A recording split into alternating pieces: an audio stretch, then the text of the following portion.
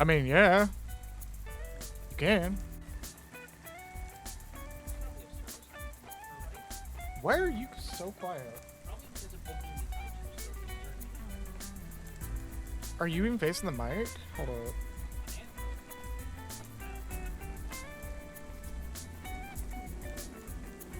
I fixed you. Alright, cool.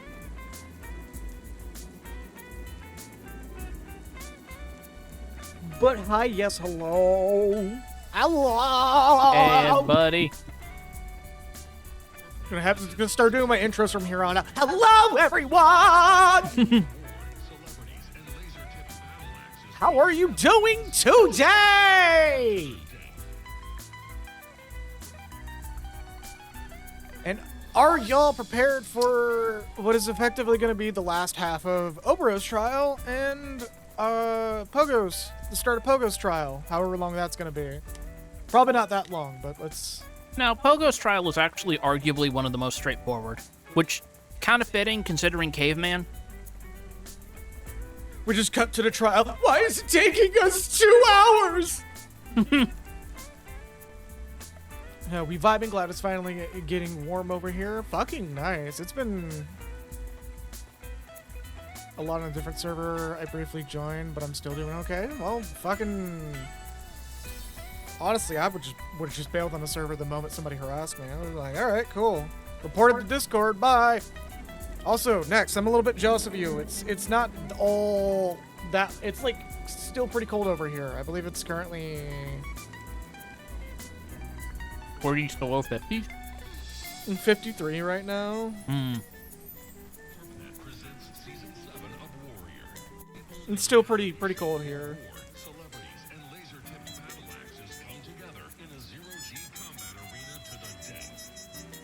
Oh, I would too. Anyways, where we last left off. Where we last left off was we finally completed a few more trials. We completed Occcasional's trial, we completed Sundown's trial, and we're partway through Oberon's trial. So like we said, all we've got left for now is Pogo and a couple optional super bosses that are not tied to these. And that's if we decide to do those. Probably will, honestly. Done pretty well with a few of them. And not to mention, with the way this game is laid out, some of them do have particular, I guess maybe not gimmicks, but interesting thrusts to how they operate. Yeah. So it was warm here yesterday, but then it dropped off to into the mid-40s today. That's kind of how it's been here. Where, like, the thermometer for our local area is very obviously in a bad spot to measure accurately. So, like, it'll either report hotter than it actually is or colder than it actually is. Also, hello, the Sandman. Hello, Sandman. It's 90 degrees today Fahrenheit? No, 90 degrees Kelvin. That's even colder. Also, I'm assuming they live in, like, California if that's the temperature. I believe so. Either California or, like, the tip of Florida. And yes, I am already pre-prepared. Hell yeah. St. Louis. St. Louis. I did not know it got that hot over there. In Missouri? Yeah, no, that makes sense, actually. Wait, no, yeah, because it is pretty close to Georgia, and I did live there. Fair enough. Also, we do not have game audio right now. You don't have game audio. Okay.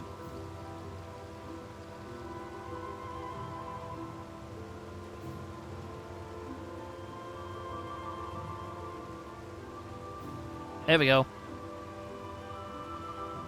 Has been resolved. Okay, everything is good to go. I'm seeing that Joe's little thing is bipping and bopping and booping up and down. Missouri temperature is wild. Last week we had a day that was 90, and no joke, the next day dropped to 37. Jesus Christ. I would get sick immediately. I think that would genuinely make people sick and give them like all sorts of fucking like you'd have to have some cold and flu immunity in you to live there. Yeah. Puppies. Oh, we're opening up with the puppies. Okay, cool. Time to shut these puppies off with packet loss. Disconnect. Yep, disconnect the puppies. Not all the puppies got disconnected. We must be on roll 20 right now. How about this for the puppies? No, they were trying to start a call in Discord over the past week, and this is what's been happening. Also, wow timing. I'm also getting a new puppy on Saturday. Hey, new dog!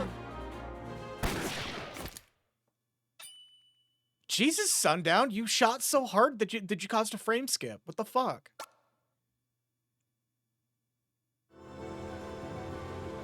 Call me the Mississippi the way I'm running like a mudslide. No! Okay, we're done in this room, so that means I gotta get my bearings a little bit here, so pardon this, everyone. Yeah. I think we got the one down there.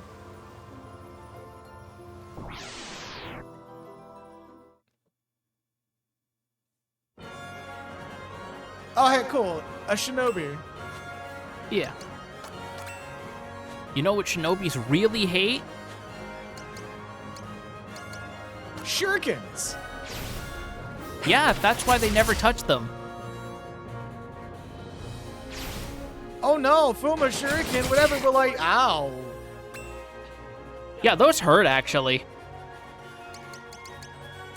But you know what else hurts? God, that is the Foot Clan colors. I didn't realize. Oh, Jesus, fuck, you're right. Hold up, I gotta adjust something.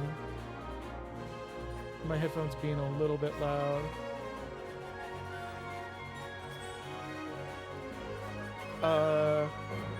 Give me a moment while I figure this out.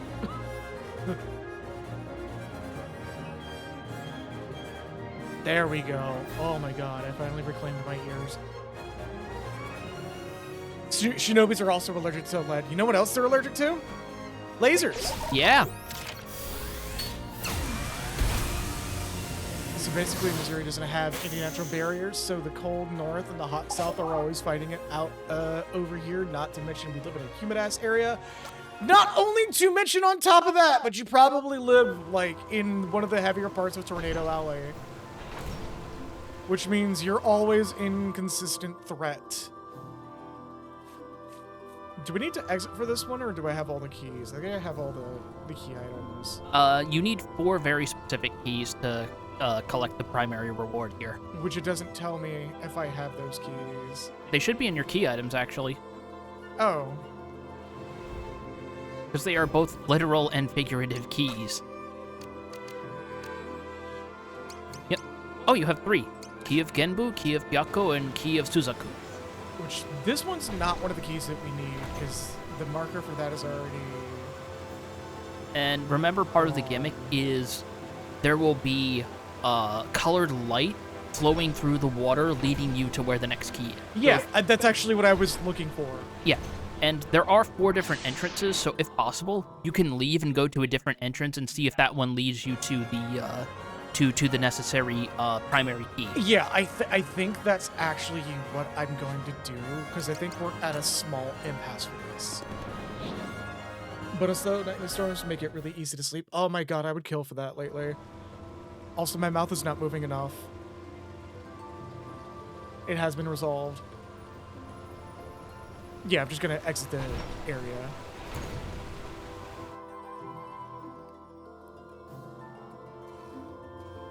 We're just somewhere out here. Somewhere out here. Hey, some damn kid, you gonna get your gun? Surprised we didn't use that voice during his chapter. Wait, whose chapter? Sundowns. Oh, yeah. Well, I guess it just never came up because Sundown doesn't fucking talk and barely talks to anybody. Well, I'm more mean making a joke about, him dealing with somebody who's, like, so fucking hillbilly. Well, we already there was the one guy who kind of had that, but he was basically out as soon as he was in. Yeah. Oh, look, another one. Shadow, optimal arrangement. My god, you were getting so fucking lucky with these guys, by the way. You're probably drowning in more keys than you need for this part. Yup, sure can. Fuck, he moved. Sure he can. Damn. The laser's gonna go off and it's gonna miss it entirely. I know your mind. Speaking of miss entirely, holy shit. Oh no! Pogo!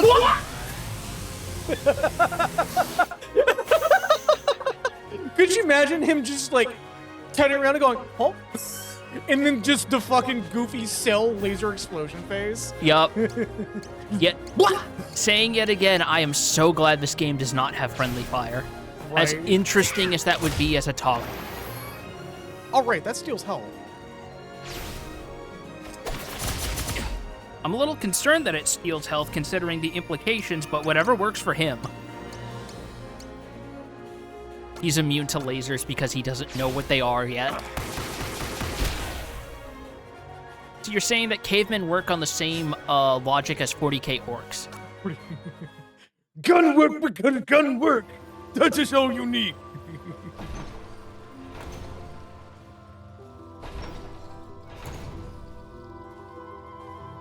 Or no, it'd be DACA work because DACA work. I don't know. I barely know anything about 40k. Alright, that's where you got the Genbu key. No, because there's no water. Yeah, but all the chests have a waterfall to them. But it was a differently colored chest. All of them have been appropriately colored. That was a black chest, and Genbu is the black tortoise. Right, but all of the chests with the specific keys in them all have waterfalls, waterways going to them. That's something I actually remembered and didn't really talk about last time. Is all of the explode. Okay. Man, imagine doing a suicide attack and failing even doing that right. Imagine doing a suicide attack and just, you know, healing your enemy.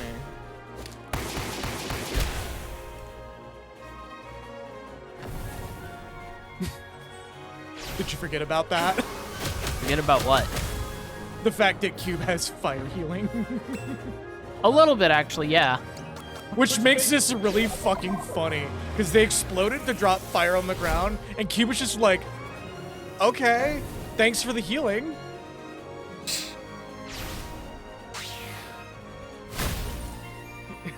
Me and the bad bitch I pulled by being autistic.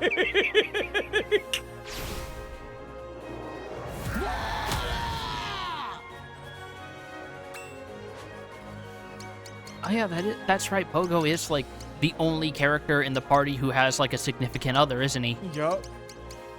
It's incredibly funny that Pogo is the only character in this entire party that has confirmed to fuck.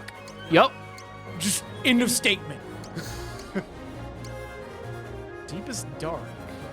Yeah, sure. Chance to cause stone. This is, I think, one of Obero's strongest skills. And Obero will never get to use it. Genuinely, it is hard to set up, but it can be fair. Because it also has a chance to cause stone, which is instant fucking death. According to the game, yep.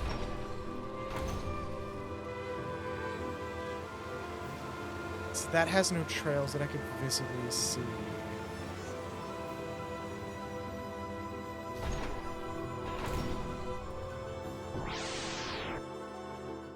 I have some stuff that has a chance to cause stone, or like stoned. How did I know that was coming from at least one Disconnect person? the puppies!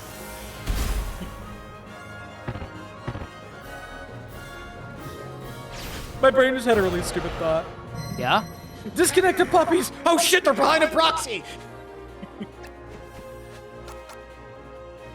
Look, if we... Oh look! I'm striking her vitals. Shadow, guard my steps. Yeah, I that's thought not Pogo bad. was asleep for a minute. Why would purple clouds be coming out of someone who's asleep? I don't know. It's a sprite pose, admittedly. Both of my kidneys have percentile chances to cause stones, especially if you drink energy drinks. Disconnect the puppies now. The puppies have been disconnected. Now, which will happen first? Definitely not that. Oh, God.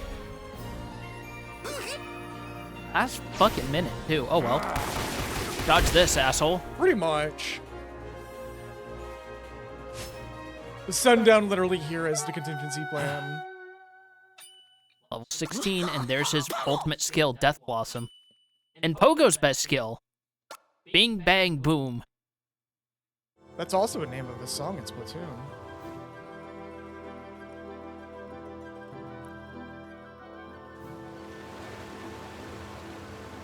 So this is the white one. So you notice how there's like water going from all these chests so far? Yeah. I believe that's how we're supposed to be able to tell where the chests are coming from. Okay. So if we want to find the final chest, we gotta find a waterfall that has something coming out. And we're also looking for, I think we're looking for the Seiryu key is the last one. So we gotta find a fountain with a blue stream coming off it. Are you sure? Because I think we already have Seiryu.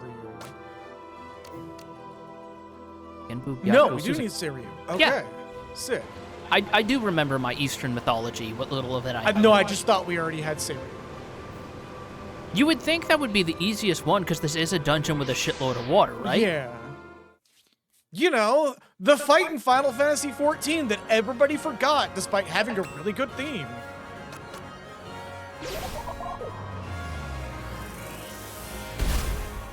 Disconnect the puppies. 3 of the puppies have are not on Wi-Fi. Three of the puppies are using a proxy, and one of them is using a VPN, so he gets a pass. This puppy is sponsored by NordVPN. We are not sponsored by NordVPN.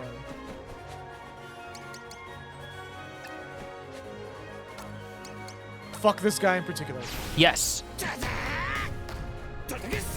He's got a bone to pick with you. So Bing Bang Boom is a very interesting skill. It's the only other ultimate, apart from the Earthen Heart Masters, that's instant cast, but it tanks Pogo's stats. Borg VPN. Okay, that's not the right button. Wait, no, it is. There it is. Tsunayoshi was a shogun who liked dogs and implemented animal welfare laws in Japan. Wait, like, Damn. actually? All right. He was known as the dog shogun. Hell yeah. Okay, so there is a historical in-joke there, like the other Edo Japan enemies. That's actually really good. All right, he doesn't have his ultimate yet. No, everyone's ultimates are learned at level 6, so Yeah. he's got one more to go. So we're looking for the blue waterfall.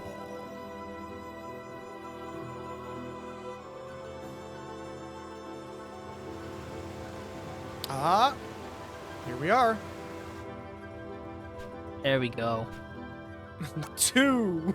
I kind of wish they made it green or something, because it blends right into the water. It's barely noticeable. Or maybe at least make it like a teal. Yeah, see what I mean about the water thing now? Yeah, I kind of see. Also, it's much clearer here. You see that? Mm-hmm. All right, there we go. Oh, hey, we have the final key already. Oh, hey, Shadow. Please don't. Oh. Bears! That would be really fucking funny. Bears!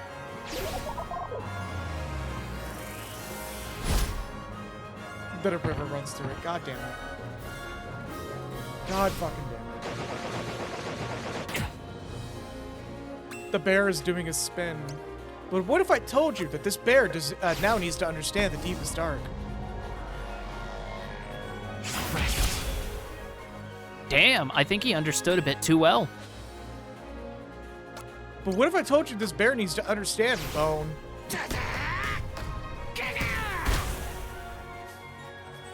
Resist, huh? Yeah. Welcome to why Pogo is considered one of the better characters in this fucking game. Oh, I know. They're right out of range. Fuck.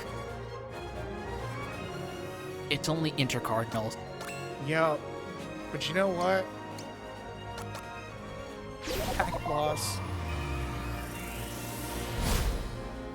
Apparently there were no laws against animal cruelty towards dogs in Japan before he was Shogun, and he was like, okay, hell no. And he was like, if you mistreat dogs, my men will beat your ass. Damn, fair enough. Okay. Get that old world justice in on that. Yeah. I can respect it. That sounded like a gunshot. Well, that also sounded like a gunshot. You know what else sounds like a gunshot? My gun. Yeah, it's a gunshot.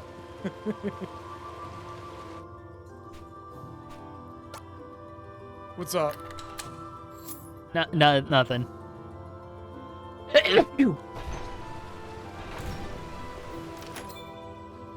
All 4 keys have been obtained. And now you need to find where to use them. Yeah, man. Yeah, my man rocking a 44 Magnum. The joke is Wait, him is there saying nothing my south? gun and him going, well, yeah. Also, what were you saying? Is there nothing south of that door where we found the... Oh my fucking god. Hey, look, a key. We don't need you anymore. Go home. I think we need one more. Do you not have a wife and kids? I do think we need one more. There was a door that we forgot. But I don't think there's much of a point in it. I don't think so either. Death them. Oh, that's gonna have a hell of a charge time, isn't it? Big shout. Big shout. And I'm just gonna shoot him with a gun. I like how it's so easy to figure out what to pick because they're all... He moved. Cast flowers to the wind. That's fine. Death Blossom will do something. Oh no. Okay, See, because it hit multiple people, it's not even a threat. However, draw him, motherfucker. Pixel health. Oh god. It's okay. I can get him with packet loss. He just starts teleporting around the arena before disconnecting. He just like clips into a pillar at some point and starts walking in place towards it. Like, it's not even like your standard disconnect. It's like your Dragon Ball Fighters disconnect. Aww. Where it's like sometimes the disconnect is so bad you're not sure if you're playing a CPU or not because the game is still going sometimes. Just, I'm gonna... Pew, pew, pew.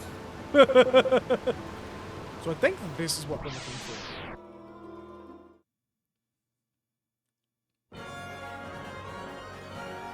Oh no, it's a dread ball. Whatever will we do? No. Cube just going to everyone's home and kicking their router. Deepest Dark, fuck you. Yep. We have no MP. We can full balls. Oh yeah, no, that's one of the fun parts. There's no MP. It's just what do I want to use? What is the enemy probably gonna do if I have to charge this up? Exactly. He just spins around and slams into it like he Holy shit! Did he just max damage? Yes. Also, those things have like 90 HP. That was a waste. No mercy. Packet loss. Holy shit. Shoot the mammoth with a gun. It doesn't understand the concept of, oh, it's sitting... Pogo is the Unga Bunga.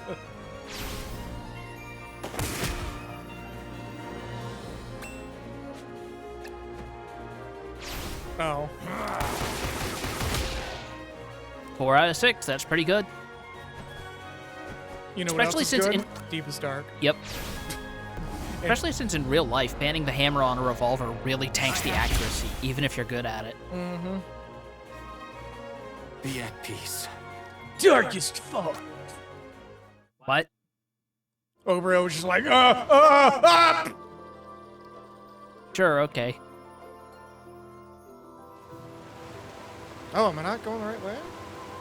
I'm trying to remember the correct way. I think you wanted to...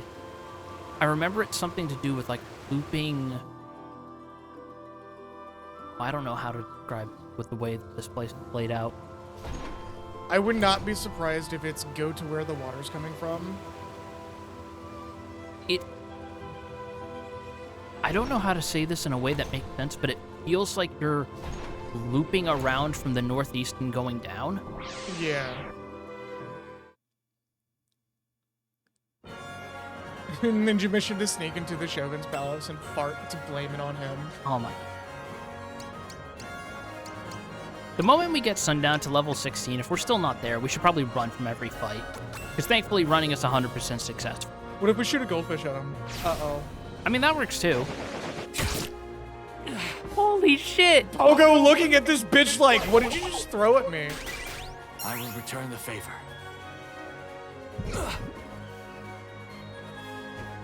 But what if I told you goldfish? Yeah, Apparently they are pinning his arms behind his back somehow. What are you gonna do now? Die, apparently.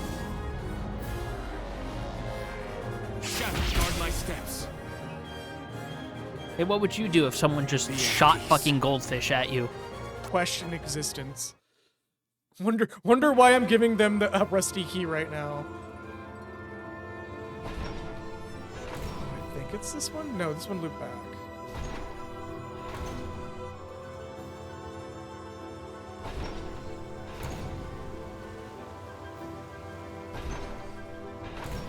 Yeah, maybe go out through that little corner door leading down. The one that we just came from? Did we? I don't know. Everything looks the goddamn same. If only this dungeon had a map! Jesus Christ. If only this dungeon had more goldfish!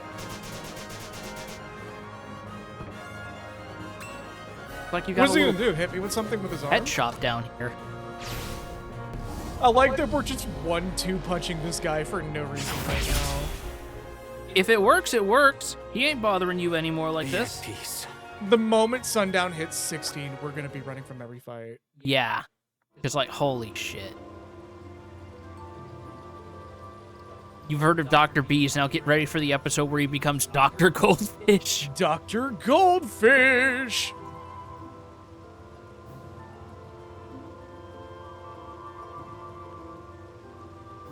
This woefully fish-free room looks like it could benefit from more fish!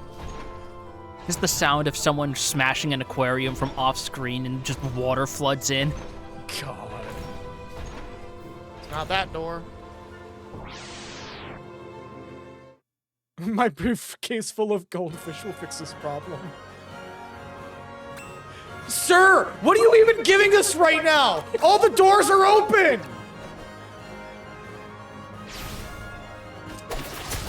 Maybe this is Dr. B's second cousin twice removed, Dr. Keys. Dr. Keys. How about some goldfish? One of these days that's gonna crit and just kill him. I think that is actually, I don't know if this... I don't think it would... I'm trying to think. All of the shadows are just like so fucking mad that we're done that they're now cursing us with 1,000 fucking rusted keys. They have a master plan, and it is they are going to force so many keys into Oberon's hand that the weight will slow him down just enough to eventually lead to his untimely demise at the hands of Odio's minions. Exactly.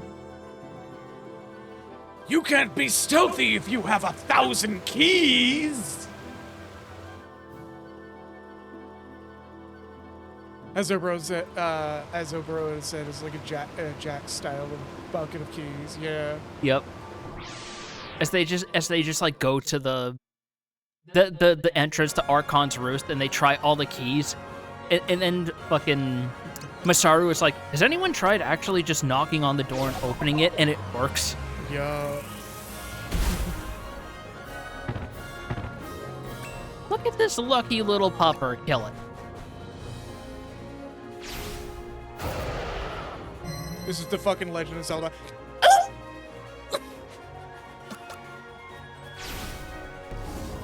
Oh yeah, the one all the fucking what's the name of the fucking wolf that is in the Rage baiting my wolfos for content.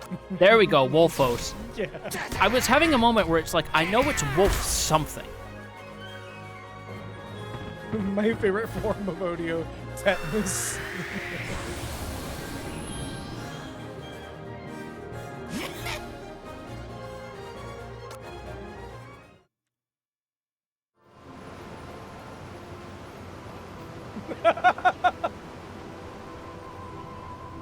Oh wait, hold up. Oh yeah, hold up. This giant waterfall. I think this is a sign. I think we're getting close. Because I want to say it's somewhere in the central room if we figure out how to navigate. Now all I can imagine is a Live in the Amazing Digital Circus font, an Amazing Digital Circus in the Live title style. Oh goodness, that's a long one. Oh god, speaking of keys, I was reminded of one of the biggest diamond heists that happened back in 2003. And one of the heisters who was 70 years, was this 70-year-old dude in charge of making copies of all the keys needed for locks to the vault. Only ever gave his name to the heisters as the King of Keys, which A, is the badass title, I agree, and B, they never found him or his cut of the diamonds. Damn! Bro got paid and he's like, that's all you'll see of me. Bro was in and out like he was a secondary character in a Lupin the Third episode. 100%. Also bonking this mammoth.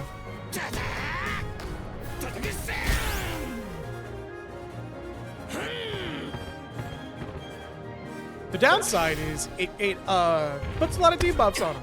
The upside is when it works, it kills, and that means the debuffs mean fucking nothing. Yep. Welcome to the exact logic of why people who love Pogo fucking love Pogo. He is here to kill. If he doesn't kill, put him on the bench. Spool up, cancel that. And that is the stronger single target skill. Is it? Yes. Like, aside from Mauser Cannon, that's one of Cube's strongest skill. Fortunately, he's still gonna do that because he's an asshole. Owie! Fuck you. Thank you.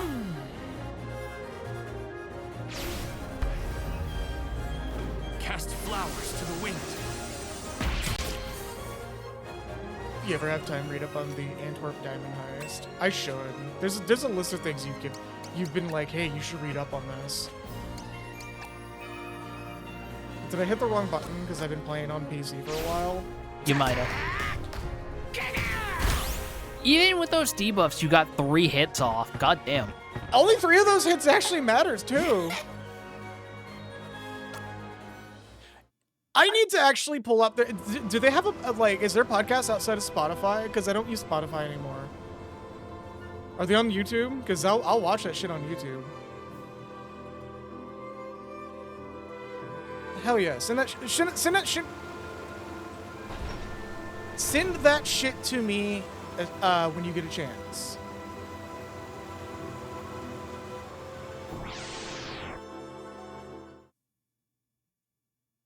We're literally in the room that we just left for the stream.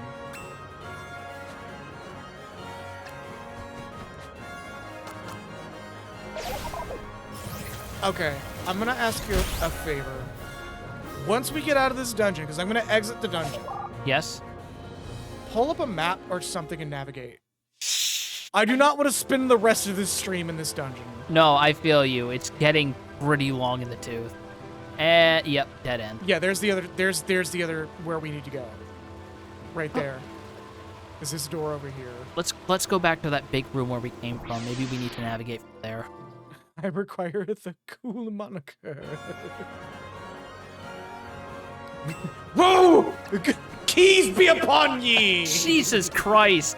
Fuck off! We're done with you! We don't need any more! Yes, you do!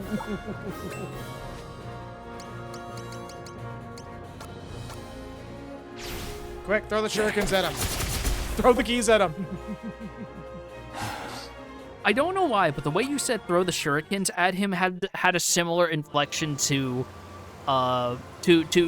fucking Fear and Loathing in Las Vegas, the film version of Depp as Raoul Duke saying to his attorney, "Quiet, calm down before I put the fucking leeches on ya." Jesus. But one of the first things he says in both the book and the film, by the way, as his attorney and he are both losing their minds to LSD.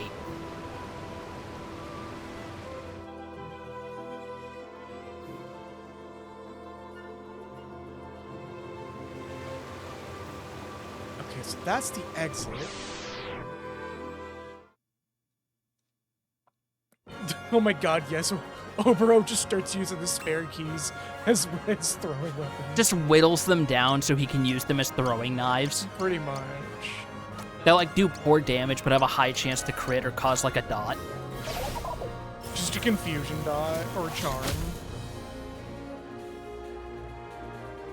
Charm isn't damage over time. It's a debilitating. It's a. Well, I more mental just stat. mean like an in general debuff. Okay, but why would a rusty key charm someone? Because fucking hold up. Let me take care of this motherfucker while I put my logic together on why it would be charm. Sure. For games that don't have confusion and it converts you to the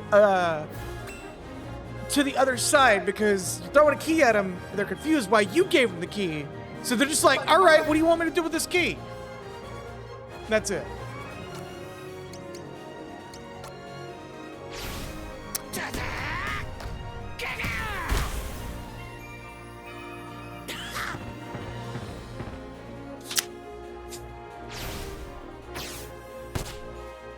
You missed yesterday. It's been this entire week. Just so you know. It's been this entire week. I called a pillory a tabernacle. Not only did I call a pillory a tabernacle, I looked up what a tabernacle is and still got it wrong. Did you confuse it with the French-Canadian cuss word tabernacle? I don't even know anymore, man. Like, this entire week has just been me being full dumbass. I'm the one between the two of us who drinks regularly. How are you like this? I don't know. I've been like full blasting my brain recently. I think I should at least get a like 1% forgiveness.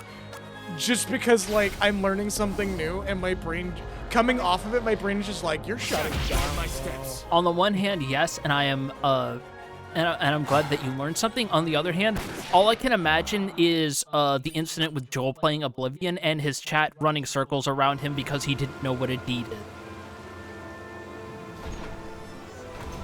You didn't even know what a gazebo was. Yes, okay, this is the right path. Yeah, I had a feeling. Thank God. Little pillars are lit up now. And yeah, no, he didn't know what the fuck a gazebo is, so he just kept going on and on. Citrine lock.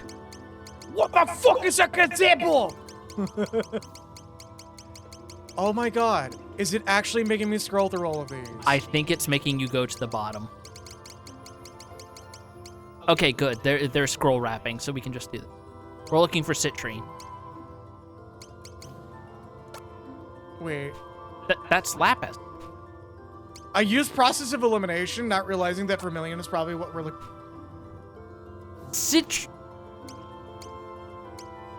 Now I know how people feel when they watch people flub that fucking stained glass puzzle in RE4.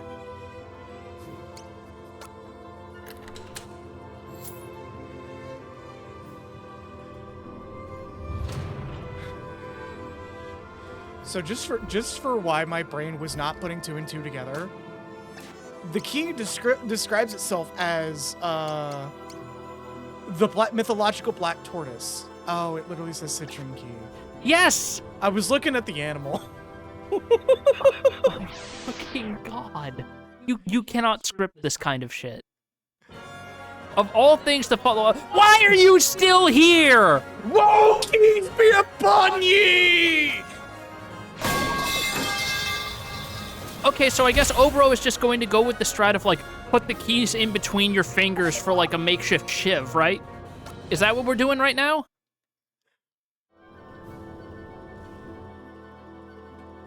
For those who are confused why I'm suddenly very stupid right now, this is actually something I am used to, where, like, as I'm learning a new skill, my brain just does not function correctly half the time.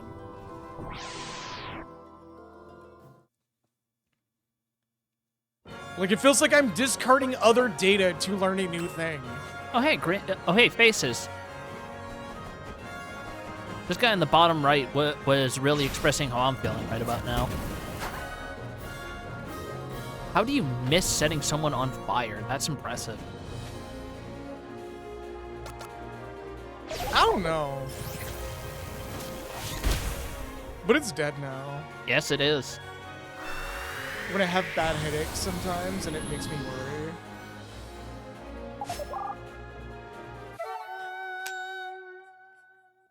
They all just sitting there doing nothing else. And Cube's just like, I did all the work. You're gonna be really thankful that Pogo's trial is very straightforward.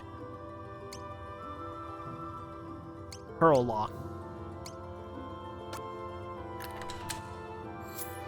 It's the only key that makes sense.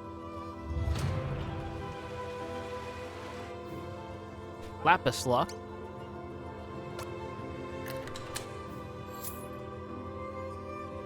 That's 3. Here's And 4. last but not least. Ruby Lock. So which one do you think it is, everyone? Is it Genbu? Is it Byakko? Okay, this joke's not funny when I literally fucked it up earlier. Wait, did I literally fuck it up again? Because I was just not paying You attention. picked the wrong key. No, Congratulations. that was at least a missed input, okay? Okay. Okay. Open the door. Please don't be another shadow. Okay, good. It's just more dogs. It's just more dogs, everybody. I legitimately thought it was just gonna be a boss because it happened right as we got up to it. Nope. Nope, nope, nope.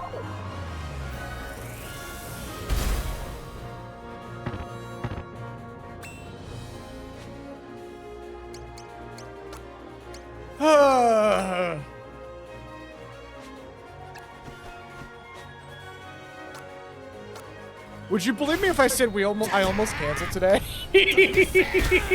Vaguely, yes. But boy, am I glad we didn't, because we get gold like this within the first hour. Yeah. What needs to start happening is I actually need to not spend an entire week working on something that I'm learning at the same time. You bitch. Oh my god. Wait, what happened? He's drunk. Oh! So your directions are fucked up, and he can only use his most basic of skill. Okay, then I'll just pass on. We'll just disconnect the Wi-Fi. Clear the board. At least you get a decent drop rate of healing. And there you go. The Murasame, Oberon's best weapon, And then a Fina Mercy fucking Escape. Lee. Yes, which thankfully I believe is exclusive to this remake. Yep. Character more frequently, to be honest. You know, now that I think about it, yeah, there was a surprising lack of drunk status effect in the, Also, look at that fucking stat jump. This is numerically the strongest weapon in the game. Yeah, okay, so Pogo's is in the field, right? No, it's in the mountain. Remember that ice-crusted place? Oh, I thought that was fucking... What's her name? Lei? Yeah, Lei, thank you. No, that was the boulder at the foot of the mountain. Okay, so we just gotta take a trip over there. Yes. Also, as for the not more drunk, actually, in the original release version, the healing items in that chapter were alcohol and cigars, and they could actually give you debuffs as a result of using them to heal, but that was changed in this version. I assume because of changes with Sero aging restrictions, and also, I guess if there's a chance they could drop from enemies, since Akira is explicitly a minor, having him smoke cigars and drink booze to heal himself would absolutely not fly. That's why JoJo's Bizarre Adventure actually, after part 3's first act, they kind of just, like, stopped. Because Jotaro was a minor and he was smoking in it. Yeah, and that's why you have the weird fucking shadow over his mouth in the broadcast version. Which a lot of people thought was Crunchyroll censoring, and it's like, no, that is just fucking Japan, like, covering their ass. Yep. That's just how they deal with age restrictions. I mean, what do you think they are, France?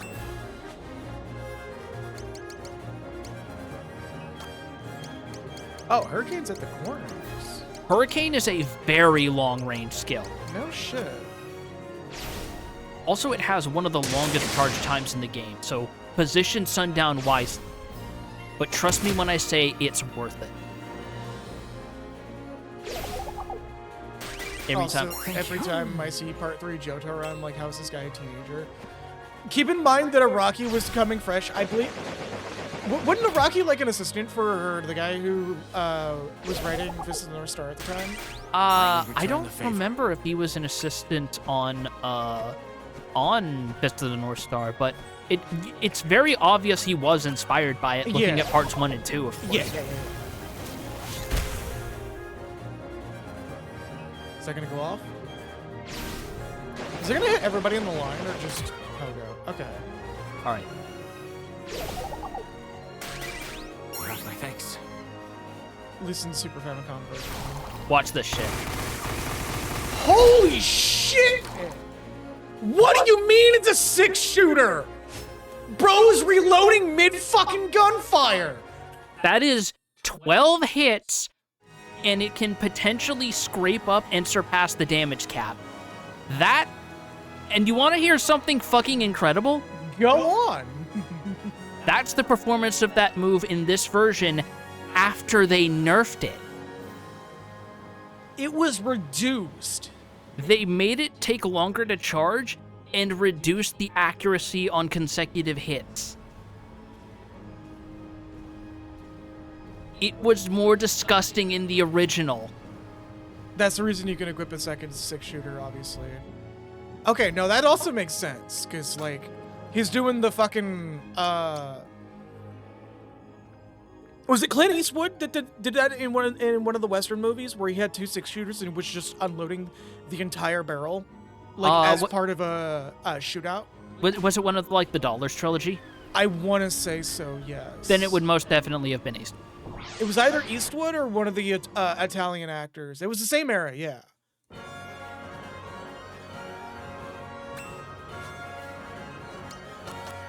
Also, hello, Mopro. Hello. Also, vis-a-vis the Jotaro thing going back a little, I guess it's kind of the inverse reaction to seeing, like, little baby Goku in old school Dragon Ball and going, how the fuck is this kid, like, still proportioned like this and he's 15 now? Right.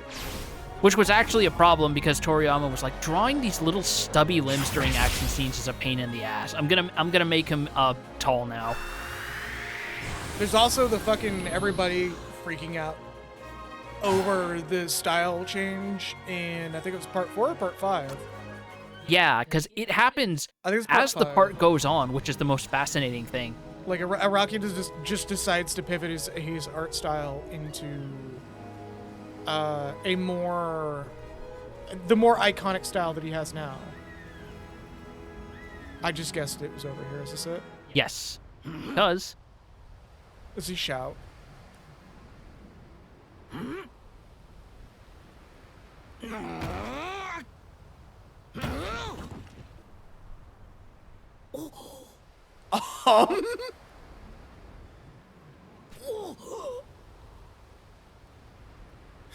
Yeah? Cube just looks at Poke and goes, "Hey Cube, how much does a caveman weigh?" Lets it sit for a moment as everybody stares at him. Enough to break the ice. Hi, how's it going?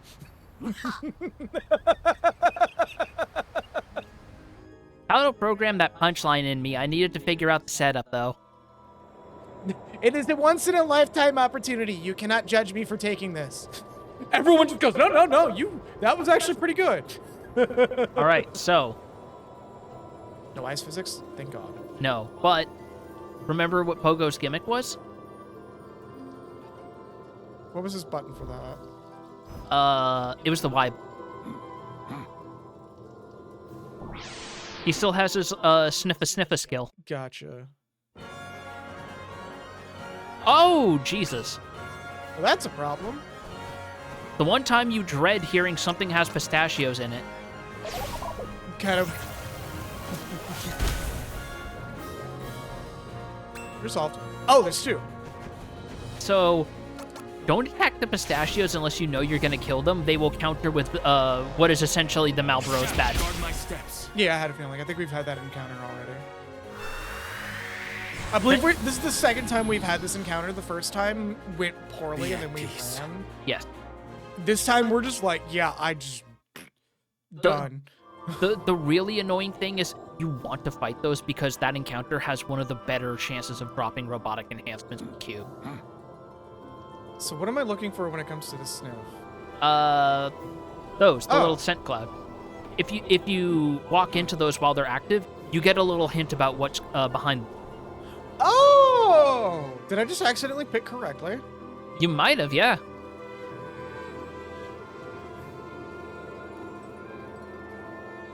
It is still worth going to some of the dead ends, though, because they can lead to treasure. Yeah.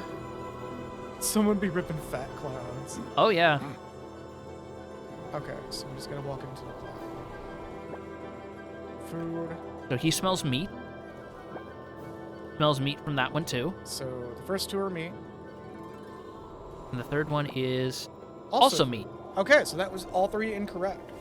So all of them lead to something worthwhile, I guess. Yeah, I mean, smoking big doinks and Amish. I'm so glad they changed how draws work, because that means that you don't have to deal with breaking each one to get a chance at rolling for a robotic enhancement. I think doing so does slightly boost the odds, but don't quote me on that. I kind of don't care. Also, Sundown now has max speed. Goddamn. Homeboy was like, I just put on the jumping boots and now I'm running extra fast, Arthur. I'm coming for you, Arthur.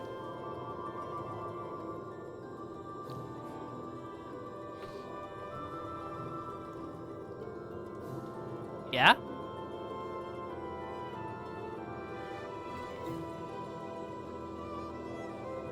What the fuck is this? What is what? You see me circling it? What the fuck is going on here? It's called Objet d'Art.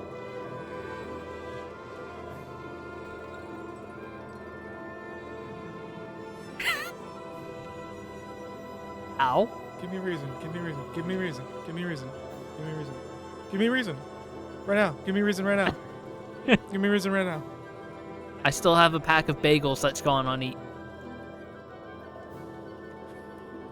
You live.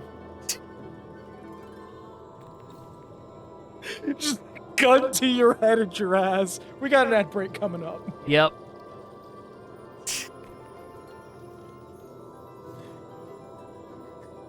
See you on the other side, everybody. Not even elaborating what I mean by give me a reason. Just give me a reason. Here's a reason to bring Akira. Oh, so we want to back out and do this. Okay. Give me a moment. After the ad break.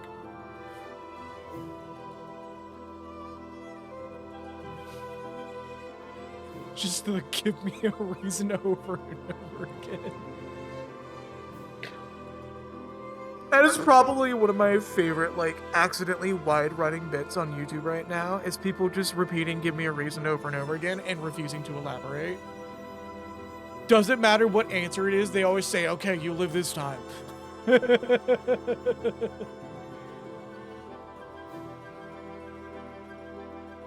Oh shit, I gotta cook today too, fuck. Oh, yeah, no. Told me we were gonna do it. I'll back out. Yeah. No. It's like I got a slight headache. Yeah, but do give it a bit. Get some water. I mean, I'm drinking a tea. Whole ass Arizona. You know that shit's like 99 cents at the fucking QFC?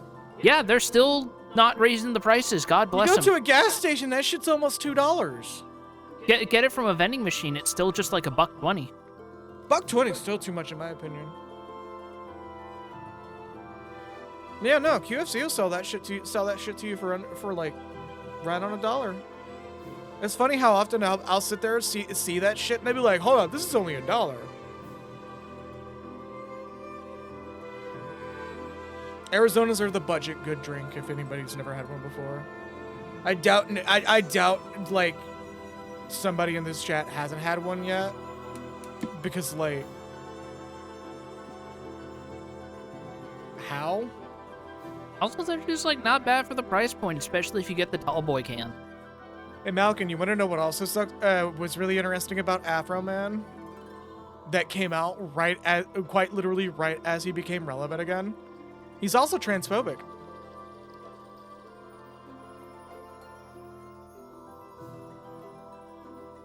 Something I found out today. And I was like, oh! Oh! Alright, Mr. Afro Man, you can go back into obscurity now. Oh yeah, no, fuck them cops by all means. Them cops literally did that shit for no reason. Yep.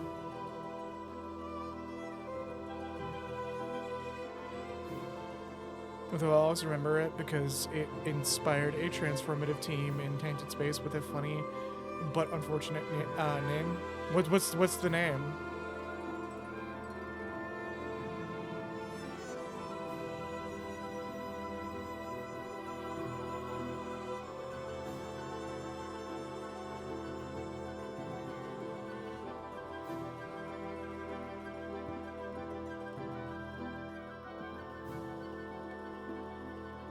Oh no!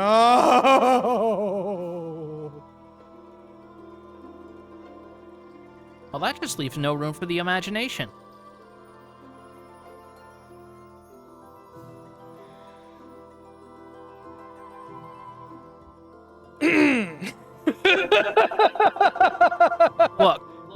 Look. For all we know, it's just talking about European football, i.e. soccer, with a dialect. No, you're good, Mokra. I know you, so I know you're not doing it in a way that's like something that I've called some people out for before, and then they started an argument with me.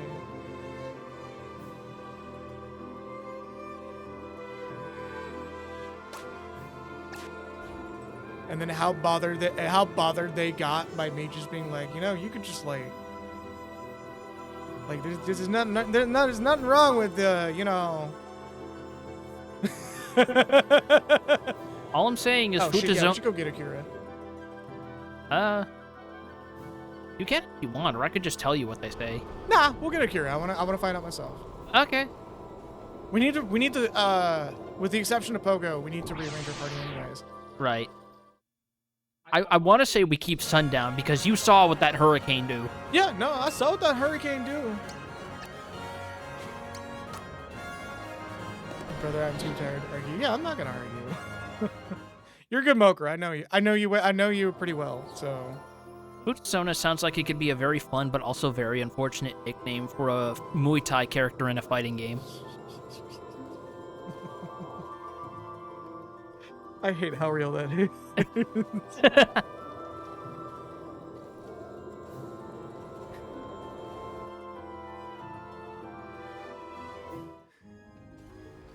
All right, so Akira is gonna be at the village, right? Yeah, at the ruins of Bugal.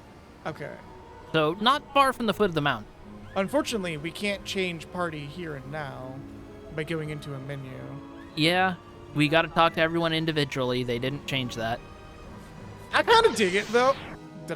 Was I going the right way? It sort of, and then you hook down a dead end for some reason.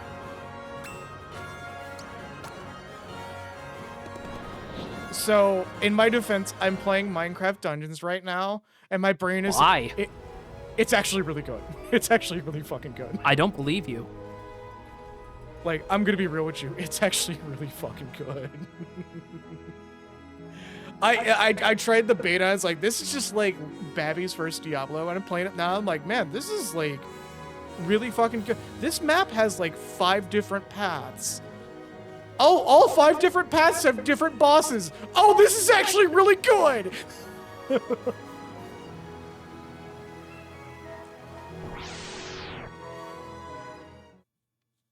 Like, I was very surprised at how much I'm enjoying it. I'm surprised you're even saying anything positive about it, considering you were just like, oh, I forgot I got gifted this. I may as well take a look. What the fuck is happening? Yeah, 2.5 fucking hours later, I'm just like, this game is good. Shay Mojang is owned by a shit corporation. Yeah. Yeah. Minecraft Dungeons. the game that everybody panned at first because the demo was like grossly undercooked, and then Double 11 took over, and Double 11 took over and made it a really fucking good game.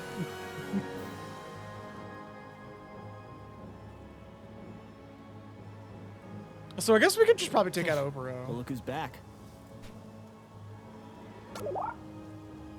Speaking of game antics, did either of you get a chance to try out Folly? Not yet.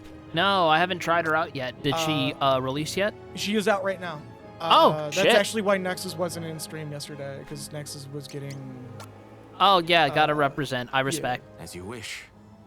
I plan to get Folly as well, but I'll be doing it over the weekend. Safe travels to you. I also still haven't done the old piece, so I'd have to bang those out back to back to back. You don't need to do any of the new content with for Folly.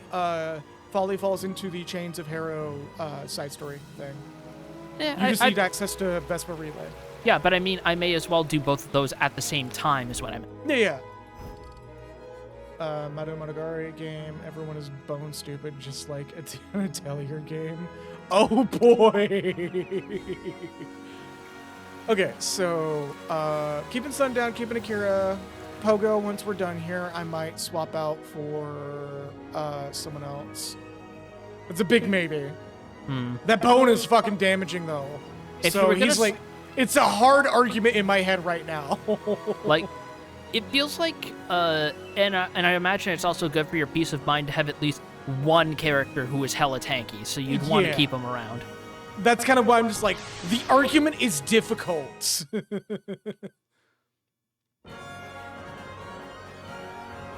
Also, yeah, the old piece is like a really good story update. Pay attention to everything in that story, by the way.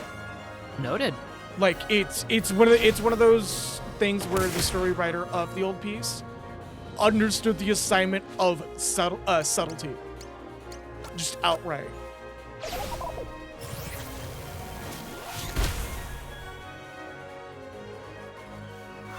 Bye bye. You never hate Ballast enough. Exactly. Oh, they found more ways to make him a shithead. Hey, robotic enhancement. Sick. One of the funny thing about Monogatari is that you could be reductivist and say we sent a small child into the dungeon so they could graduate within kindergarten and be correct. Jesus. Link me that game. Is that on Steam? Is that on Steam? Also, if I've been getting redeems, I forgot I turned off the redeem filter, or turned the redeem filter off, so I gotta fix that real quick. Give me a moment, everybody. I haven't been missing any redeems, right? So I'm just gonna hit the refund all. One of the Atelier Mannequin. Yeah. Okay.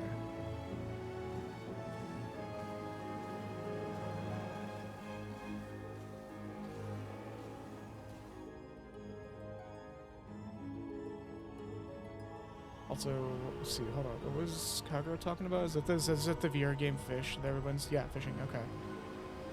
Yeah, I have heard that the developers of the VR chat subgame Fishing might as well be a game developer. Like, the scale of Fishing is apparently full game scale.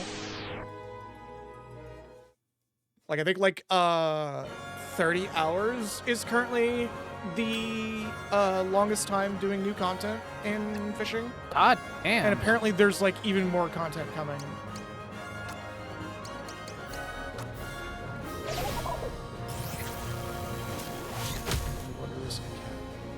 Get that link.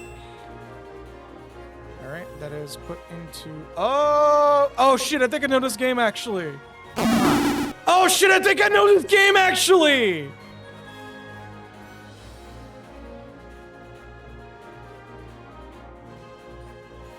No, we never got any of these games in English. I believe what it was going to be, now that I'm seeing it, was like Little Witch, not Little Witch Story, but Little Witch Academy Story.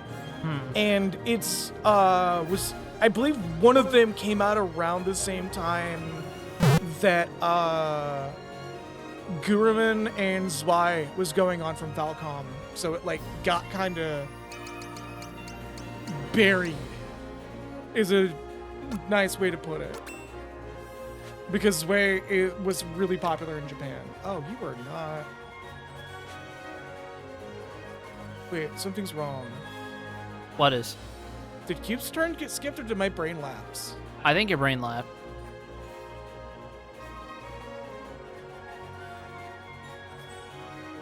Okay, yeah, I think my brain lapsed. Regardless, yeah, I'm actually really glad that we're actually getting one of these in America finally, because you're like, there's some fucking boo-boo shenanigans in those games in the best way possible. Oh, I know exactly what happened. I got in range for Spool Up and I did Spool Up, but I didn't realize that I was blocking Pogo from doing this shit. Yeah. Pauses on some shit, but the characters are generally more well known from Puyo Puyo, which is already pretty niche. Up until Puyo Tetris, I want to say, because people actually gave a shit more about Puyo after Puyo Tetris came around, and now there's kind of like a massive demand for Puyo Tetris, or more Puyo at least. People already love Tetris, why wouldn't they love Puyo?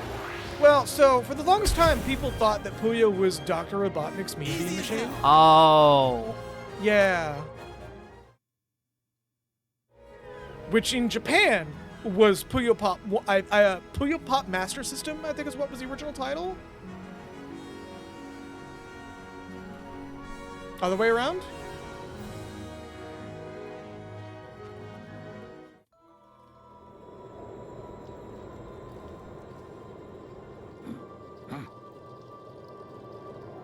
I'm gonna go to this one instead. Yeah. Was my order of operations incorrect, Vespa?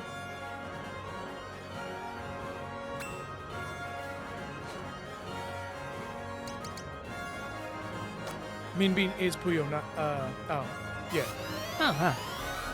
Yeah, Dr. Robotnik's Mean Bean Machine is the American version of Puyo Pop. And it never got a title because Mean Bean Machine did poorly.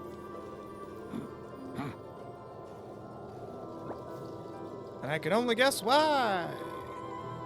I just want to see my favorite cube Lorbo, Draco Centaurus, who, despite the name, is bipedal.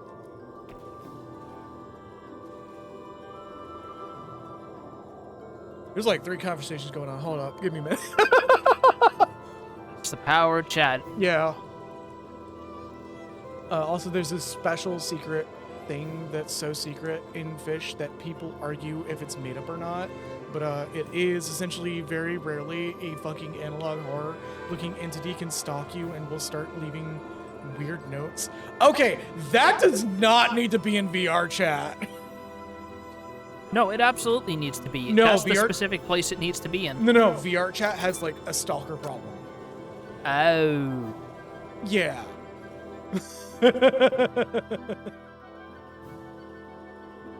That's why I'm like, that does not need... Oh my god, she's adorable. That does not need to be in VR chat.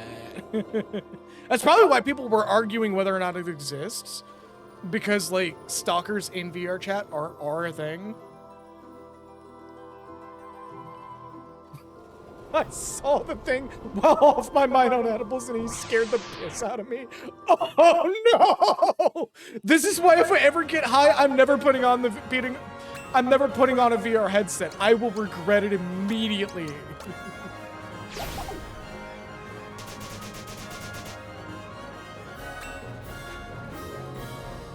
I would... Oh, God. That made me realize, because I was just talking with a friend about this earlier. How would Jacob's Ladder go if you were in that state of mind? You want the answer? I don't know, but I know somebody who does. Their answer to any time that question comes up is just don't bring it up. that is a good answer considering the type of movie Jacob's Ladder. Yeah, it's like, it doesn't matter, like, watching that shit while high, don't bring it up. So someone's gonna get the bright idea to make you watch it while you're high. Some people can barely get through that film sober. Exactly. Scary piss. Or he pies.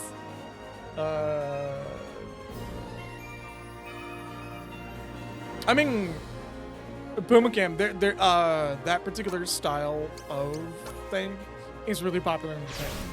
Like that art style. Like a lot of advertisements in Japan use that general visual style.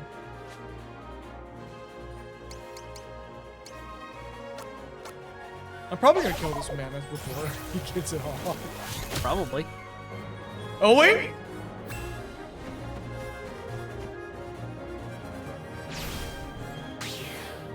They totally bring Lolo back. That would require them to rehire the guy who made Lolo, who is no longer working for HAL Labs.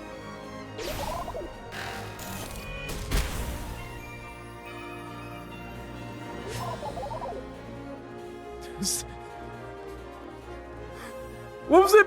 Fucking, Correlato that did the fucking Overwatch thing where,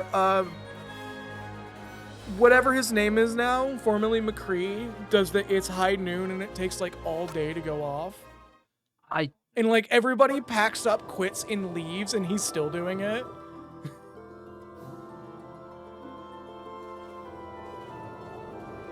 Yeah, it's like Cassidy Cole. Oh, yeah, that's right. It's Cassidy Cole because the guy that McCree was named after is a sex pest at Blizzard. Oh boy, imagine how surprised and shocked I am. You can't tell me that this is a thing with Blizzard of all companies. That's why I'm always admittedly a little bit weirded out. Was a sex pest at Blizzard. Did he die? Oh, he's gone? Well, he's still a problem if he's not dead. Because, like, that dude's a fucking serial offender.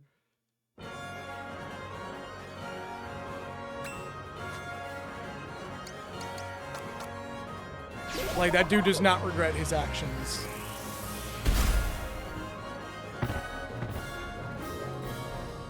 He makes offensive cereal. Oh no, Pogo was drunk, and it just cuts to Pogo going, ow! Ow!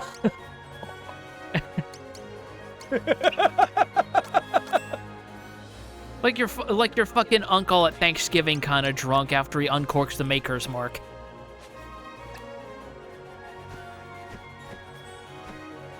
Fuck. What? No, just the fucked up movement. I'm pressing right and it's going 3 different directions. Yup.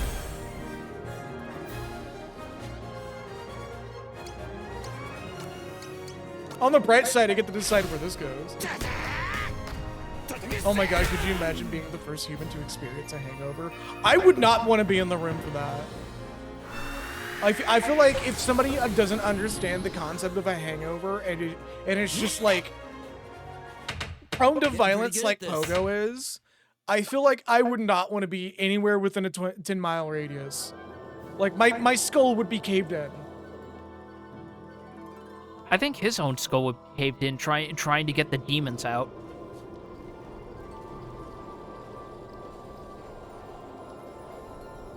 Okay, so those other two we've already been to. Pogo's just shouting and breaking shit and projectile vomiting, pretty much. Okay, there's the statues. Oh, right. We have to revisit. Well, hold on. This is a dead end with a chest. Blah. Priorities, man, priorities. My Luke Goblin tendencies is on vacation right now.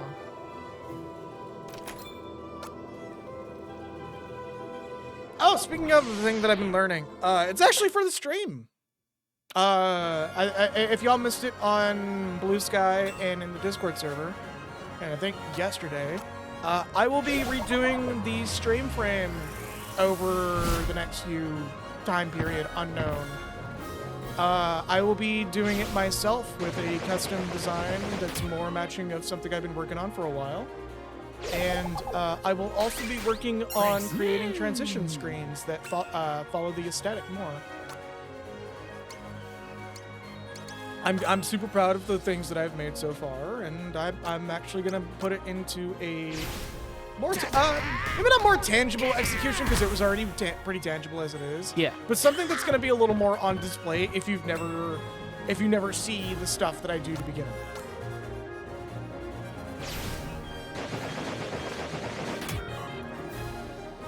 It says good luck. God damn. Too close. The year's 2026. The developers of Dead by Daylight, with Devolver Digital as a publisher, decided to make a FPS roguelike in the Serious Sam universe. Leaving this timeline. Didn't the Serious Sam rights expire, so it's kind of up in the air right now? That's why we're getting a roguelike. Like, Malcolm, did you not see their recent animated short where, like, they were hinting that they acquired the rights to Serious Sam? Sorry about this.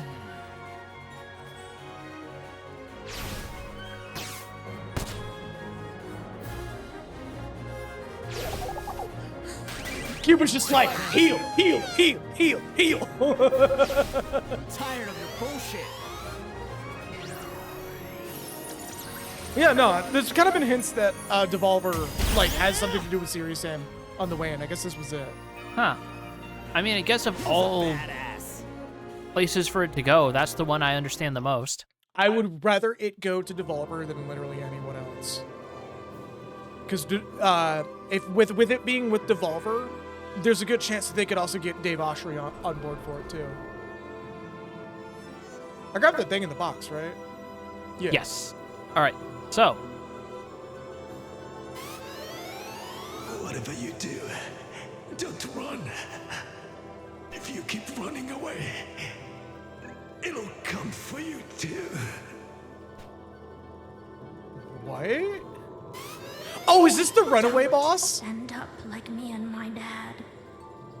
Don't let the black leopard catch you. Oh, so that's the hint for one of the secret bosses. Yes. Also, a father and a son duo. Yep. The Watanabe family. Even in this timeless hellscape, there is still a Watanabe father and son getting their shit rocked by fate. Also, oh shit, Magnum Aloe, yeah. So just start running at this point. Yes. I mean, I think we've been kind of rolling the dice on it to begin with, but I think we should just... Oh, it's not a dice roll, it's a set number of escapes. Oh, right. So we don't know how far we are on that countdown. We're not going to know how far we are until we're at like the 90-95% threshold. And something occurs at that point, I would assume. Yes. Ooh, hello, frame rate.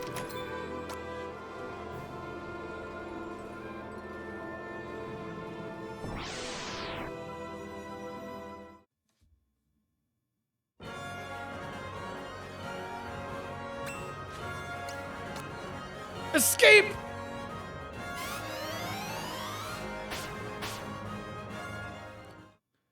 Akira just looking at the fucking bears going, hey, you ever heard of the Pokemon Abra?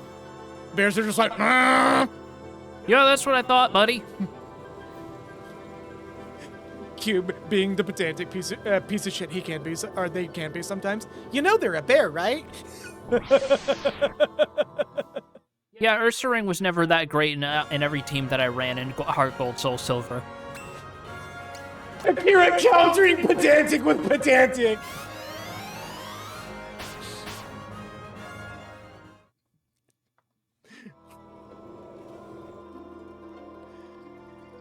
Watanabe sickle. Yeah, pretty much. Oh no, they're not ice, they're stone. Oh, it's the cockatrice. Did I accidentally enter the... This is not where you get the weapon, but this is someplace we want to be. Cool, light.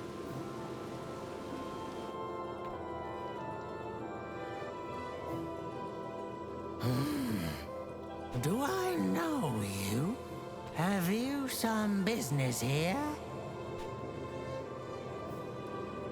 Plague of Gripes? The That's an enigma, golden well. top knot, then. Let's see it first. All right. Do we have it? We did pick one up. Oh god, good luck finding it, I guess. It'll be an accessory, so look for the ring. Not hairpin, top.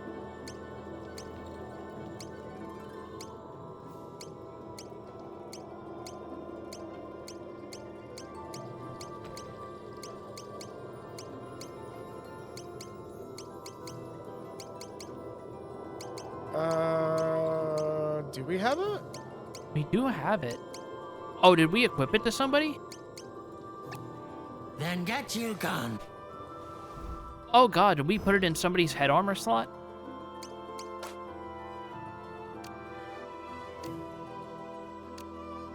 Okay, not him. Have we had Akira wearing that fuck-ass shampoo hat this whole time?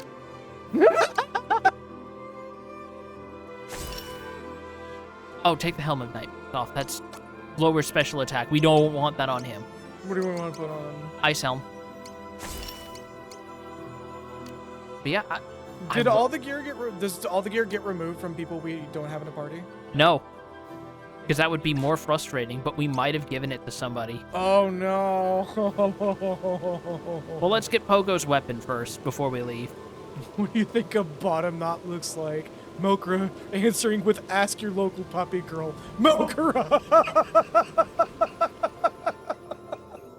God damn!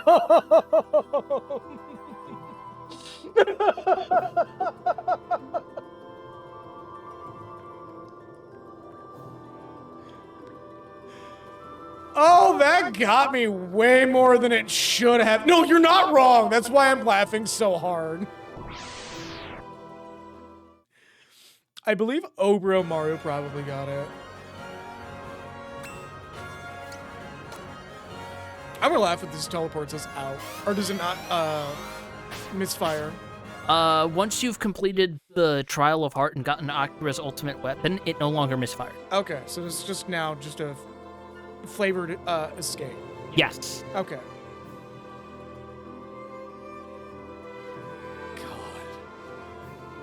Ask your local puppy girl. Jesus. And here's Pogo's ultimate weapon. You're great, Mokra. Genuinely. The Great Stone Axe. Oh, cool. This makes this really fucking easy. Well, it's a way out, but it's not a way back in. I mean, yeah, but we want a fast way out. We'll figure out the rest as we go. Yep.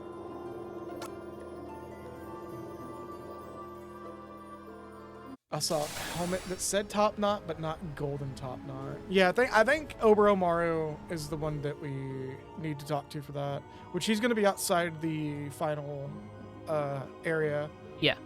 So we may as well pop Akira just to check. And if not, I guess check Masaru? Masaru's going to be in the castle, right? In the castle dungeon, yeah. Out the two guys. The two petrified people, yes. And the hint about the thing. One of the hidden super bosses. Which we're actually quite literally going out of our way to do right now.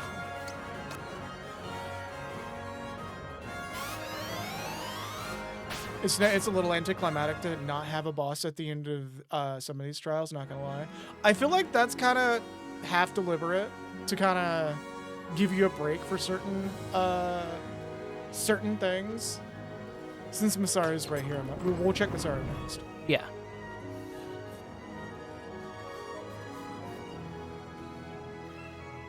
Like, I'm kind of just doing it on the way sort of thing.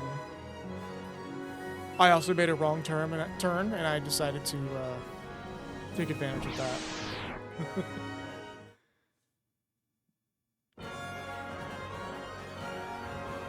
Pistachio! Oh, jeez. Ain't touching that.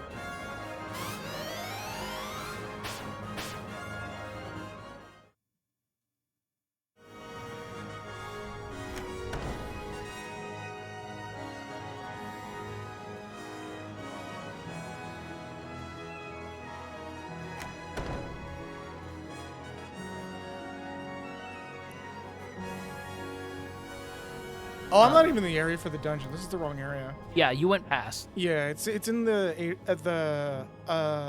West Wing. Yeah, West Wing. I was thinking like atrium, but I don't think castle technically has an atrium. What? Because this is the courtyard. There's a specific term that my brain is thinking of. And now you're in the foyer. Yeah. Okay, there we go. That was the term I was looking for. Foyer.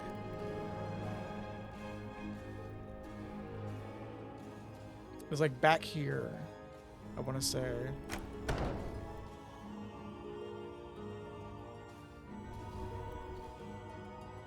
Also, my throat's still fucked from yesterday. Do you know why? No, actually. Hey, Because I did a toad want my help? voice, and it destroyed my throat. I thought I heard something like that. You Yeah. sick motherfucker. I am a sick motherfucker. I am a motherfucker. Akira. Because he's going to be the easiest to get back, because he'll Guess basically be until on I the see you way. around. Yeah. I'm gonna laugh if he has the top knot. Because we did find it in his dungeon.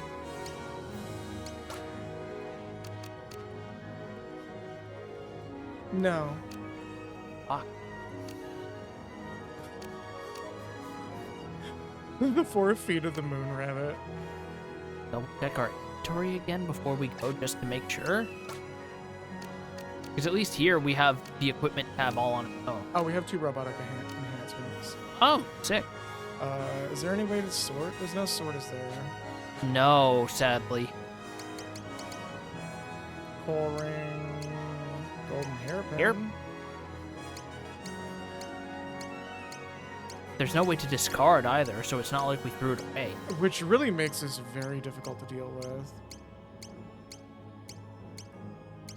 Unicorn horn and Axion sword. So either somebody has it or we haven't got it yet. No, we definitely picked one up. Saru's trial. This could be one of those things I feel they could have done better. You have 1 drop in the instinct dungeon. Yeah, I mean, I feel like it's like this both as they want you to hunt for this, but also you could just completely ignore it sort of thing. Yeah. Which is probably why it's spread across multiple things. So what sign am I looking for when it comes to being damn near there? You'll know. Like, it is glaringly obvious. It's one of those control will be taken away from kind of things. Oh, I'm always apprehensive about that shit, but... Don't worry about it. All right, let's see if Oboromaru has it, and I think that's our... Oh, I wonder if, Lei might have it? Lei might have it. Let's check Oboro first, because he's... Yeah, because Lei is way up in the mountain, isn't she? Yes. She's on the peak of the mountain. Yeah. And if Lei has it, we're just going to keep Lei in the party. She'll be fine. Because it was either going to be Akira or Lei for our 4th member anyways. Yeah, fair enough. No, I'm going the right way. Because, yeah, there it is. Let me look at the sign.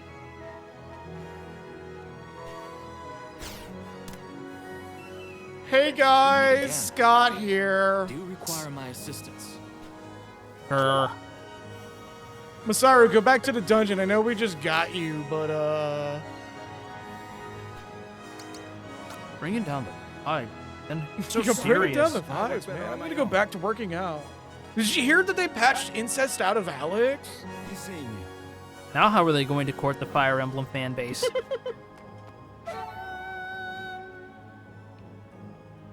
No hesitation. No hesitation. Just, ugh.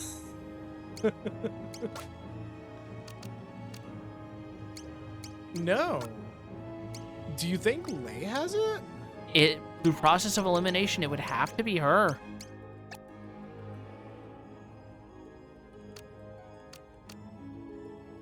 Also, very startlingly on brand that Oboro has a full set of Genji armor. Oh, yeah, 100%.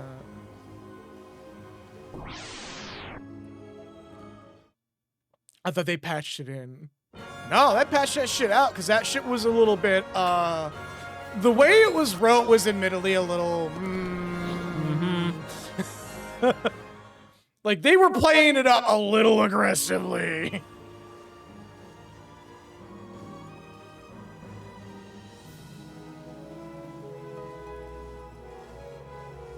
Like, I am surprised that made it to final with the amount of oversight that you would assume a AAA game's writing often has in this day and age.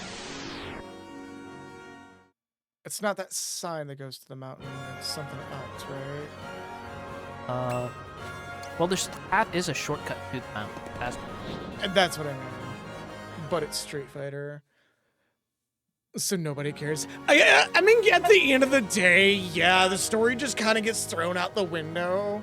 But on the other hand, it's still going to be used as fuel against other players at locals, so there is that. Yeah, I think one of the really big things to also consider is Street Fighter 6 is one of the most story-heavy games in the franchise as well.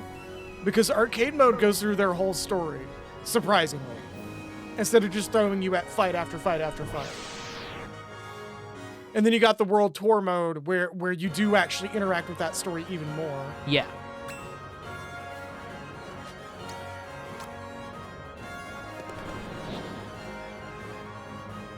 Because, mind you, while we're not giving Street Fighter 6 a pass here, we're also not going to give Tekken or BlazBlue a pass for their transgressions as well. Plus, do not get me started about BlazBlue. You gotta chew on that one. I mean, it would be something more heady if it wasn't for the fact that there were only 4 people in the world who still play it.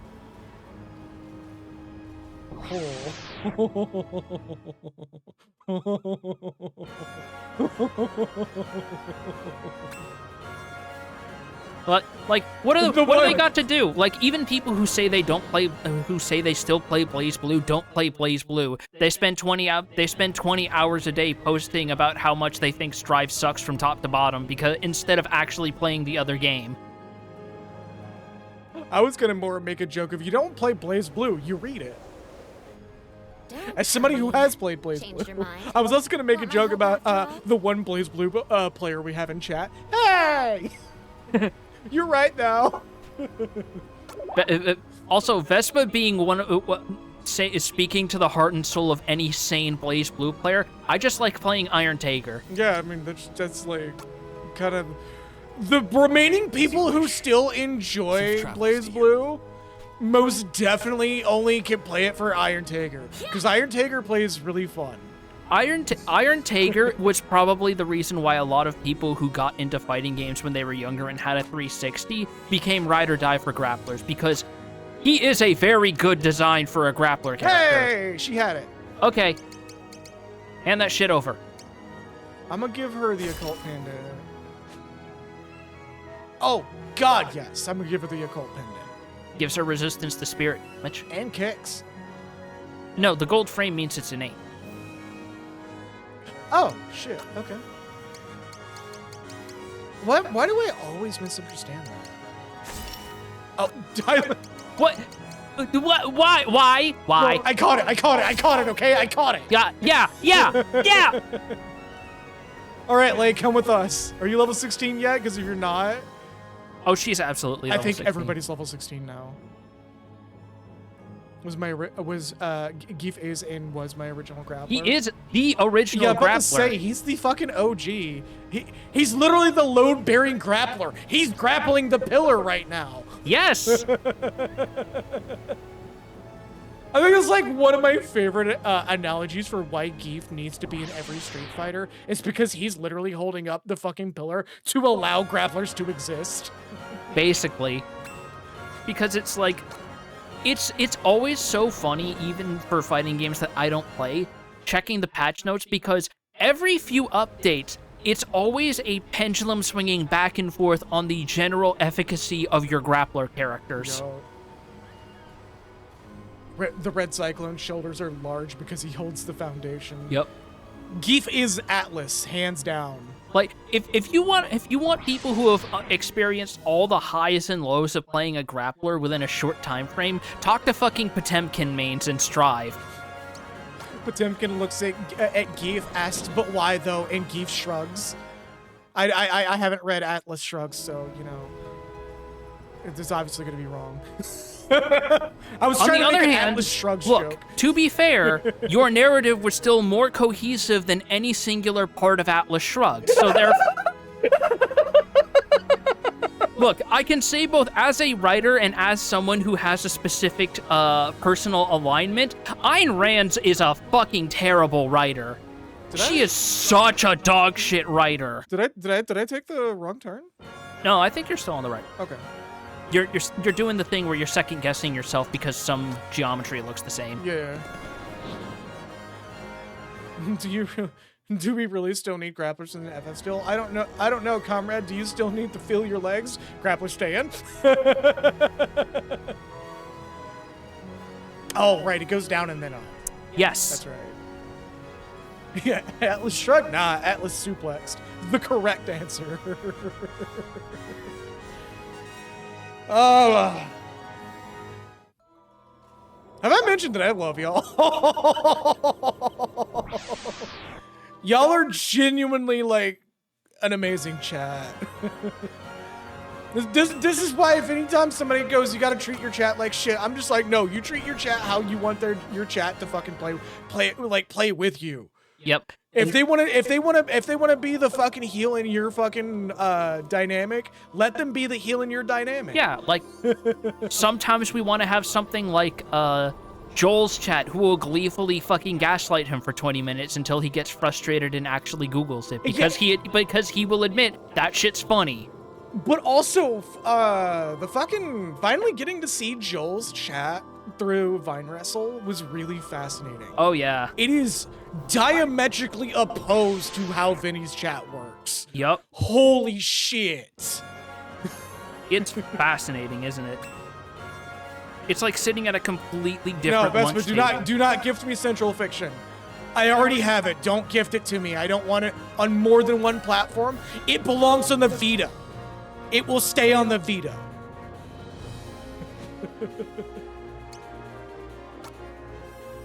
Making my stance super fucking clear saying that one, didn't I?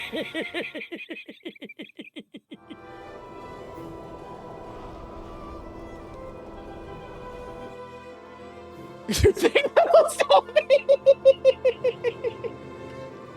Unfortunately, no! It will not stop you! You will somehow find a way to get to my home, grab the Vita, put it in my hands, and go play!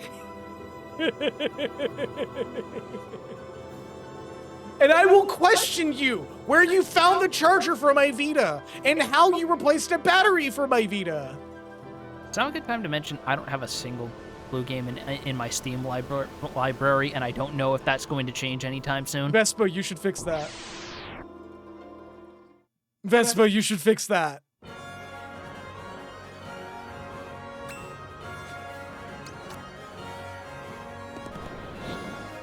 Wait, Vespa, did you already gift it to me? Hold up, I gotta check Steam now just to be careful. Oh my. Okay. We have like our next 5 games planned out through gifts already.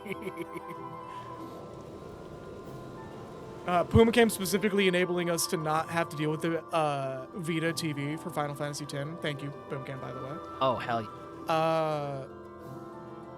The Sandman gifting Wizardum and which is a very good boom shoot. Oh my god, is it? And Psychonauts 2, which is also on the list. We're gonna be doing both the Psychonauts.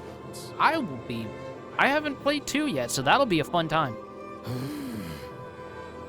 Do I know you? The golden top knot. Wait, is this the fish that I think it is? Give him the top knot.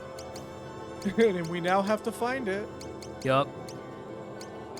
Let's give him Solomon's thigh bone and say the fish just sticks his head out like the most fucking nonplussed ass fucking mouth open like Gah, face ever, and he's just like, what the fuck did you just hand me? just suddenly turns into a SpongeBob character. Yeah, the fucking extended neck fish with the soda in his hand. Yup. The one who's bent over really weirdly because he's like, what the fuck is he laughing about? I know I missed it. Give me a minute. It's because we're being goofy right now. Where's the top knot? Is that it? No, it's just the top. Golden top. Golden looking top. for the golden top knot. Yeah, I think it's gonna be a helmet icon. Could the game not have given us the courtesy and done this alphabetically? Oh, I wish. There it is. Yes. Oh. Yes. Good. Now this is what I craved so long. The Thigh-bone of Pelagius the Mad. Have you heard the story of Darth Plagueis the Mad? No, you're getting it mixed up. That's the fucking the Emperor from Elder Scrolls. Oh, fuck! Ew, damn, it's been a while since I played it. Yeah, because you get a fucking He's in hip Oblivion, bone to right? do Sheogorath's quest in Skyrim, remember? Oh my god, has it really been that long since I've did that quest that I confused it with fucking Oblivion? I thought you were making a Star Wars reference. I mean, a little bit of both. Jesus Christ. What?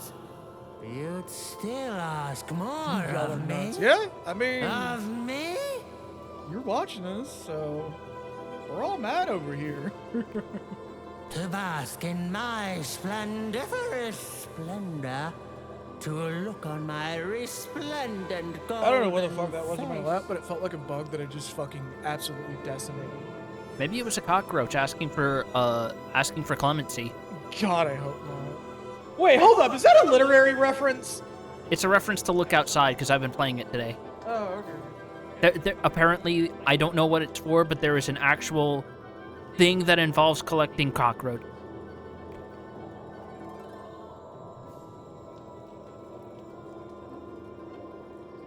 Oh, I know exactly what that's for. That took me like 5 seconds to think about it, and I'm not gonna say anything more.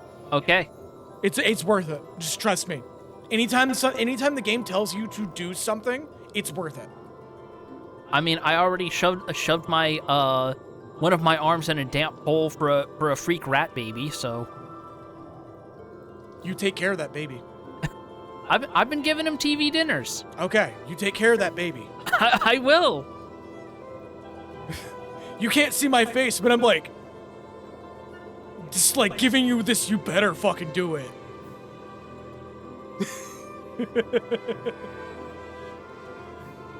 He doesn't know about the Golden Corral, only the Golden Corral. Or the Golden Coral. A peerless honor this, yet you persist. Yes, give me more. Yeah, sure, whatever. This is a boss, You right? wager much to try my patience. Your lives you'll risk for secret he's a boss. wisdom. Well, Fun fact, if you name yourself something specific, that choice doesn't matter. I hope Joe didn't. Or perhaps I do. Sorry, Look Outside is like edging on Dwarf Fortress levels of like esoterica, but like in the best, most endearing way possible. Like I'm gonna like peel the veil back for you a little bit with Look Outside. Sometimes revisiting places is like gonna get you a different result altogether. Huh. Yeah. So it's like, it's up there with Fear and Hunger on like, holy shit thing. I remember hearing something about how it was initially intended to be more of a roguelike, but that was changed very early on. But some of the let DNA us is still roll in the there. dice. Anyway, We're just gonna fight this fish. yep. Time for the second of the 5 super bosses, Lucretius. I thought we already fought 2 so far, with the exception of this one. We fought the Jaggedy Jacks and we're fighting this one. Were the I hope Nighttime that's Caves not one not your also best. super boss? That's the Jaggedy Jack. Might take me time to get warmed up. Oh, right.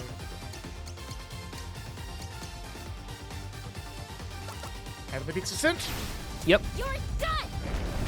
The most spammable ult in the game. So the most consistent DPS. Yup.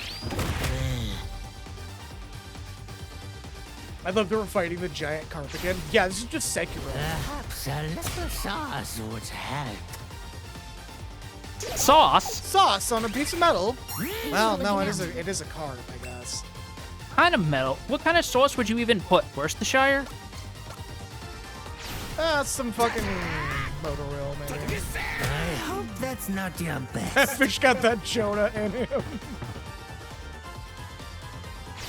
Chew. I've got a bite. What a beautiful duang. Does that do more damage over or per hit? I think that's damage range.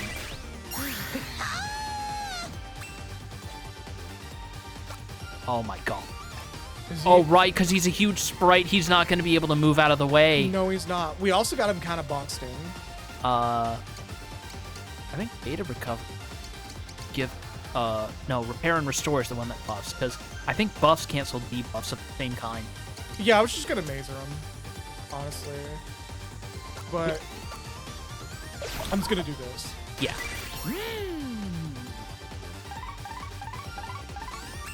It just neutralized him, pretty much. You're mine! The old man taught me this! Oh, I heard the Japanese version of her call out for Heavenly's Peak Descent. All right. It's literally the fucking If it's a fight you want. dot hack style double voice call out. Ah. It's really cool. What's up, RJ? Hey! Big help.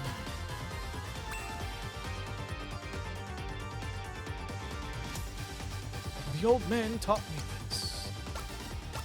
Really? Okay. Well, I mean, you're actually going with that despite the fact Pogo's accuracy is still tank. yeah, that's fine. Just let me have a Damage is nibble. damage. Oh my god.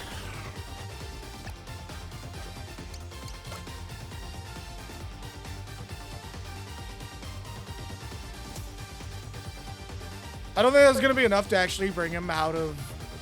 I think Like that he'll revive, but it puts him at risk. I think that one also has to charge up. Does it? I assume because it's No, 'cause healing. look at the Eye of Argos. It's got a meter. Does not. No, it doesn't say if they charge up. Yeah, but the Eye of Argos does have a. Looks like it has a charge because the meter turns red. But the Unicorn does not. All right. Still, that's also probably going to be. I think the Yeah, I'm just gonna use like a Costello cake or something. yeah, because I Got think plenty of them. yeah, that's Mary. Guess I gotta. Sorry. The cube looks like a fishing popper.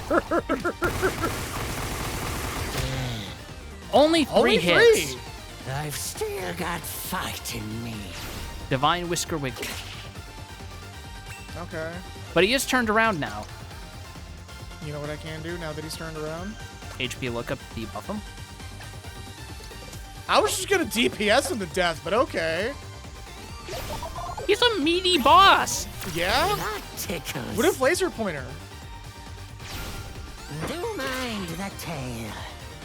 What if Laser Pointer? Thanks. I don't know. Accuracy debuff. I guess like the next best thing I could do is just Bone Spire. Yeah, and if you put down a fire tile, that would be DPS. Yeah. Or damage over time, I mean. Yeah. It's extra damage. How the fuck do you dodge that, you big fat bitch? He's wet. You like my whiskers? Ow.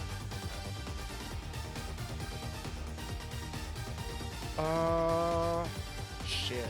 I don't know if I want to use her damage opportunity for a heal or what. Pogo's also paralyzed, that's the problem. Yeah. But what I can do is this. Guess I gotta. Sorry. Oh, that is a tiny heal. It's not for the heal that I use it for. It's for removing the stats. Exactly. Oh, he's gonna get a turn right before. Oh, was that a movement that he just wasted it on? I think it is. I think he moved back a space. All right.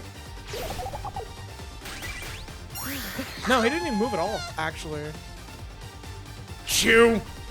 Perhaps a little sauce would help. Hey!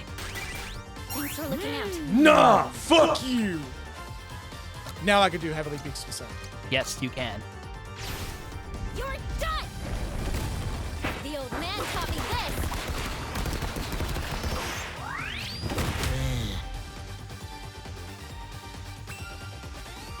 And then accuracy is still down, same with attack.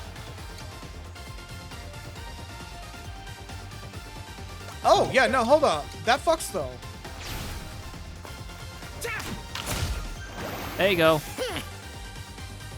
It didn't apply. Yeah. Lame. I've got a I recall that not having very high odds to begin with. Yeah, with debuffs, you still gotta roll the dice, but with buffs, it's 100%. I'm a sucker for the cowboy. Oh no, by all means, same. Homie's been charging his shit up. Wait until this shit goes off. Yeah, he's making sure that the bullets are loaded and he's got a clean shot. It's That tickles. 3 hits. Still good damage though. Still You're good damage, just 3 serious? hits. In that case, God damn. Getting real good odds with paralyzing poor Pogo. No shit. Oh, that spins the unicorn horn. Oh, no. I mean, I don't hate because we got so many of these, but like I feel like that would be better use elsewhere. Actually, no. These don't give that much stats anyways. Guess I gotta. And they do drop, so... Yeah, that's why I'm just like, it's not that big of a deal for me. That's also metered. But Wildfire charges way quicker, and he's almost down. I'm gonna brush fire for the attack debuff though.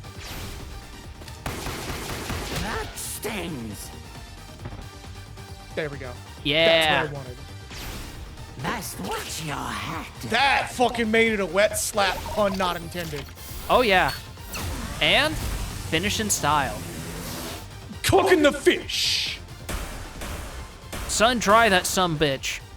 I haven't had such fun in ages.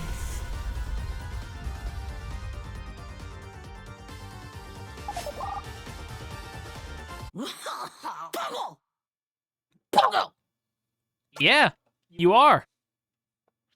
Cubit's like, yes, that is your A name. stubborn lot you are. Bah, fie on it. By the way, Reconciliation If you gift. lose this fight, you don't get a game over because it's a sparring match. Oh shit, that's neat. I always love when games do that. And But your second not piece the of cosmic top-knot, gear. No, 'tis mine to keep. Yeah, fucking keep it, bro. I got Was something offered better in without place. let or lien, thus claimed. You've questions, yes? Then ask them quickly. Ask! And this is just whatever. Yeah, you can ask all three of them. Okay, cool. We're gonna do an ad break All right. because we do have one coming up. See y'all on the other side of the ad break. Bye-bye. For now. All the trials are done, right? Yes. Okay, so we could actually go in and do the thing. Yes, we could go straight to Archon's room. Okay, cool.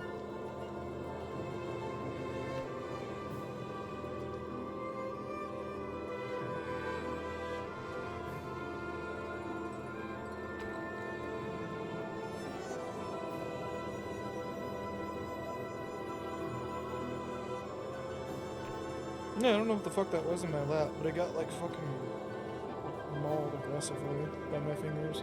Huh. As a piece of cosmic gear back at Cube's trial. Oh, did we miss one? No, it only unlocks after you clear it. We just never went back. Should we? If you want. Also, Zalani, thank you for the $20. Hey, thank you so much. Thunk.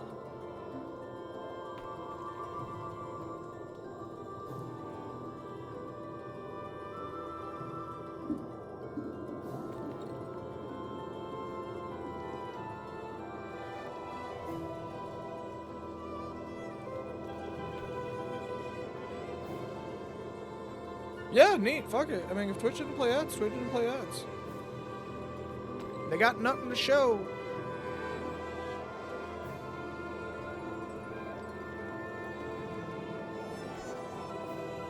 Oh, did you hear how much fucking the Sora AI video generator going down has been affecting shit? Wow. Like a lot of AI stands just like disconnected from the internet entirely. Really? Yeah. Holy. There's like three boards that I browse randomly that was like really heavily inundated with AI, and they've been like borderline inactive. Holy Like shit. the board practically died. Thank God. Yeah, like all it took was Sora going down, and now apparently even Grok's video AI is also looking at going down. Because, Please. like, the income from those are just so fucking low. Please, God. Because it's so funny seeing people still not realize the fallacy of the people who enjoy AI slop don't enjoy paying for AI slop. Yeah. They like it because it's free shit. A lot of the people who, one, are against artists, and two, enjoy that AI slop shit, just don't like spending money on the arts.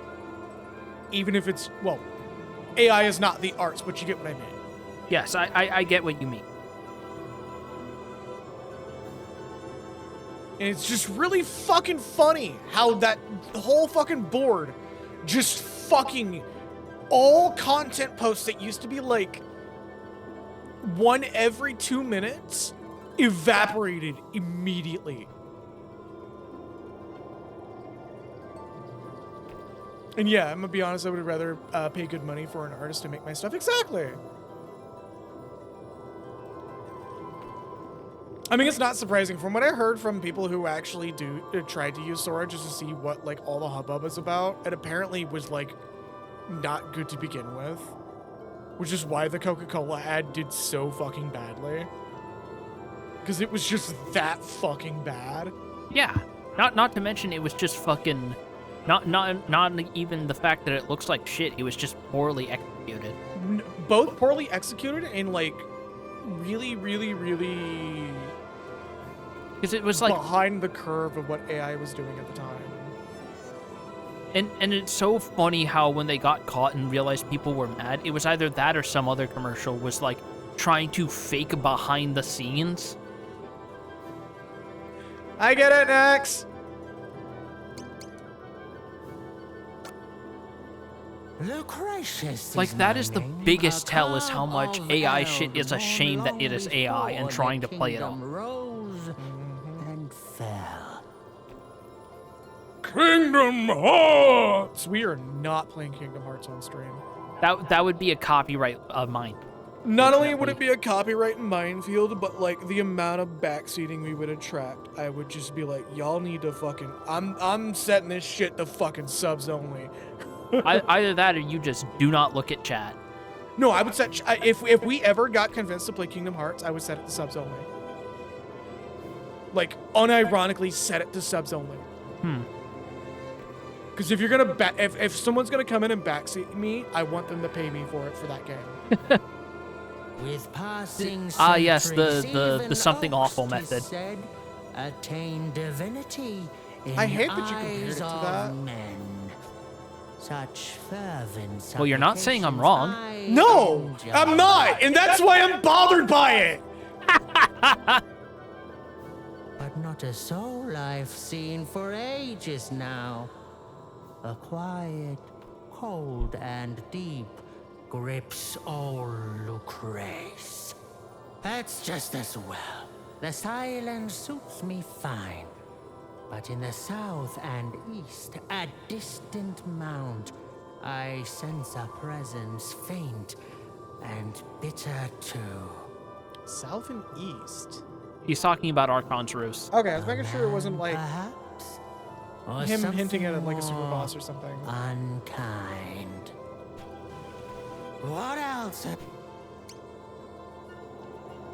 No, we're not gonna go through the full. question. Really? And be on your way. I mean, we could probably sum it up because he's a bit long-winded. But from the sounds of it, he's more or less just giving Minor hint, yeah. minor hints at the story itself and kind of flavoring the world some. I'm surprised you didn't pick Who Am I just to see. Oh, you know, that's a good question, actually. Because everybody has that. It's not just the cube thing. Everybody can ask him that.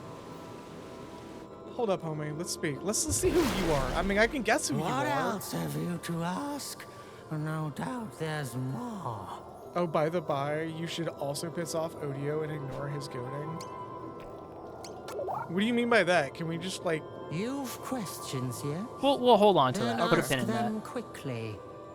Ah, Who are you? Lucretius is my name, a carb of Eld. I think we already born asked this. long before the kingdom No, we haven't. rose and fell. With passing centuries, even oaks, 'tis said, attain divinity in eyes What of a piece of art. men. God damn, that's a lot. Such fervent supplications I enjoy. But not a soul I've seen for ages. Oh, yeah, okay. Just as So well, this just- man. Okay, I've already asked him who he is now. Yeah, you asked him who he is, but you didn't ask, who am I? What? Wait! Damn it! We're gonna piss this fish off and get a second boss fight. What else have It just plays like an out-of-tune version of Megalomania to show how sick of your shit he is. Right. you jest, most surely? Or if not, oh dear. That's it. That's all he says. Like, fucking, are you not aware? Also, if you ask what is this place, he does give you a hint about any trials that you haven't found if you find this one early. Okay.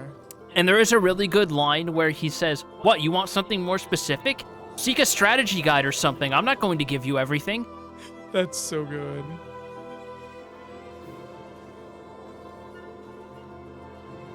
Also, did you notice something different? About this place? About this, no. About a mechanic. Actually, go through the teleporter, and you'll see.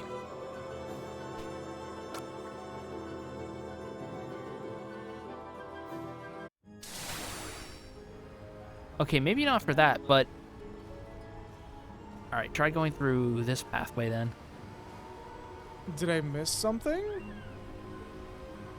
We have loading screen hints for this area again. Before, they were just listed as ellipses. Oh!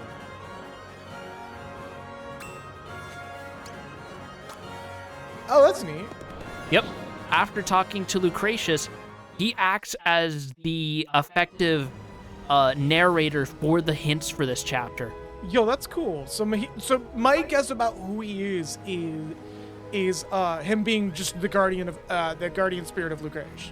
Yeah, because he mentioned that whole old Shinto-derived story about how, like, living things that live long enough essentially become deities of their own. Yeah. Which is why there's a story about a object that is well loved enough it becomes akin to a yokai because it's been around long enough to meet that criteria. Which is the existence of what's her name with the umbrella. Her whole backstory is she was a discarded, well-loved umbrella, and that's how she came to be. Okay, so anything else we need to do? That was all the trials. Yeah, nothing we need to, but you can head back to Fugalia if you want to get the third super boss in Cube trial. Which is the village at the castle, if I recall correctly. And no, it's the village where Here it where is. Occurus sleep. Right. We're also baiting the Chase Super Boss. Yep, we're rage baiting the specter of death or whatever it is. You cannot flee death forever! Yeah, I can. Check this out. This says the slow nerd! Cat up! Here we are!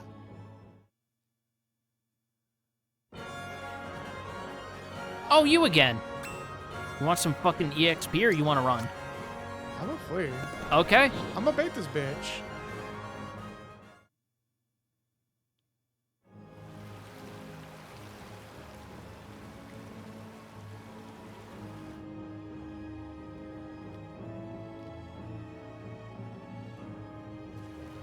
Is the Bakunek of the two-tailed one? I don't remember. I get the mix. Oh, yeah, the Black Cat of Illumin. Yeah, Chin is a Bakuneko, yes. I think it's this one. Both of them lead to the dungeon. Okay. We do have to go in a little bit to see it, but I believe there's no encounter in here. no, there's no fight. Apart from the thing we just met.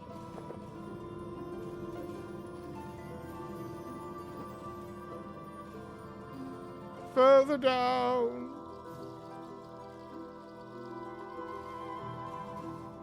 Sure.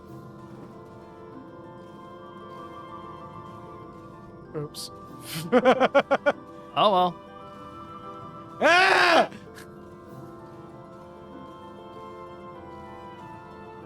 What are you doing? The 1-2 buckle my shoe? Clearly. God damn it. God damn it. The controls flipping is not processing in my brain for some reason. They even make you stop as you go through the barriers. So I think I want to go north? And that flips my up and down into inverse. And that brings me here. I think it'll be in this room or the one past. Oh, right. It flipped it again. Oh. Just bear with me, please. You want to know how I cheated it last time? How? I literally just... There it is. The diode. I literally just fucking flipped my controller around to match the perspective. Oh my god. Admittedly, I have done that with mushroomizing in Earthbound. Yeah. Stolen by thieves. What is this room? This is the red room. And I've never seen Twin Peaks. Also, hello, Pizza Boy and Trixie. Now, this is Cube's trial in the final chapter of the game. So, here's our third super boss, Urakos, which is one of the few translation errors in the official release. This is supposed to be Ericus, as in square spelled backwards. I feel like I'm screwing myself by being in this spot. The diode is not. Also, yeah, even the fucking robot speaks in old-timey iambic pentameter. Yeah. That's a big help. Which predated Kingdom Hearts. Fuck you, Disney. Jonas, you like is going to come back in style. Clearly. Oh wait, hold up. I gotta go over one more. There we go. Resists all melee type elements, by the way, if you see that. Oh shit! I don't think that counts as melee though. No, it counts as spirit. So technically, this is a future trial, but the actual trial itself is located in Chapter 8. Or Chapter 8 7. Thanks for looking out. Like, if you want a good idea of where we are, the fan translation for this location was Timeless Hellscape. Yeah. Oh wait, he's physical resist, which means I'm gonna use bone spark for this. You'd have to be real up close. On the upside, that'll put a dot tile on. That was the goal. I see your every movement. He is really fixated on Cube right now. Hey, guess who has his precious diode? Big help. Oh! Laser beam. Oh! Who'd have thought that diode that he has, or that he wants, is Hurricane is. It's my wind, God, so it'll do its full damage. It can paralyze. Got my copy of Super Mario RPG back today. Hell yeah! Damn! Did it miss? Yes, Yeah. I'm surprised that we're 2 for 2 on bosses dodging bonfires. I'm kind of whatever about it at this point. I'm kind of over it. What was that? Oh, his evasion is sky high. No wonder he's marked as resisting melee. Tiger's Boon is a self-healing and giver buff.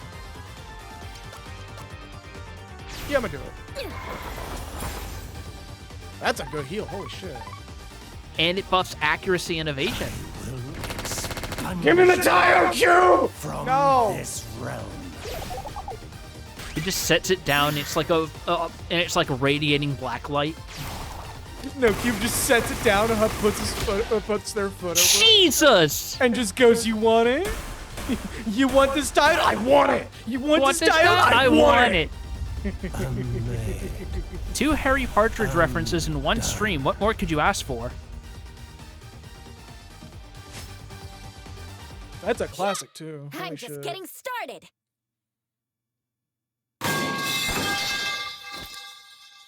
The timing on that pipe with the gunshot is really funny. Also, oh my god, Sundown hasn't even broken 300 hit points yet. No. My precious diode away. Deep, yet taken still. Oh, All is lost. All is... Daisy, Daisy. Give me... Cosmic Helm. That's the final piece of Cosmic here, isn't it? 3 out of 5. Oh, shit. Okay. I'm gonna put it on Q. And we got the Cosmic Ring, which is an accessory. Who do we want to give? Q. All in? Cube, really? Yeah, hold on Q. He's kind of been getting beaten on quite a bit lately. I guess, but all the same, I figured you'd want to spread it out so everybody has a degree of stone resistance. One of the really big things that I usually do when it comes to games, especially if, like, for some reason the AI has a bias for certain characters, I will actually start putting higher defensive gear on them and be like, hey, look, you're distracted by this right now. Oh yeah, speaking of Cube getting beaten on, we have 2 unspent robotic enhancements. Yes, we do. Also, what was the 100-volt laser? It's another, it's another Toroimo accessory. So it'll give Cube a special skill if you equip. Yeah, why not? Fuck it. I think we probably could have replaced the put Pretty Flower elsewhere. And also, Cube is like already at 149 out of 150 special attack. Remember, 150 is the hard cap skills. Oh yeah, then we're just gonna leave it at that. And so does stun gun. Ayo, hold up.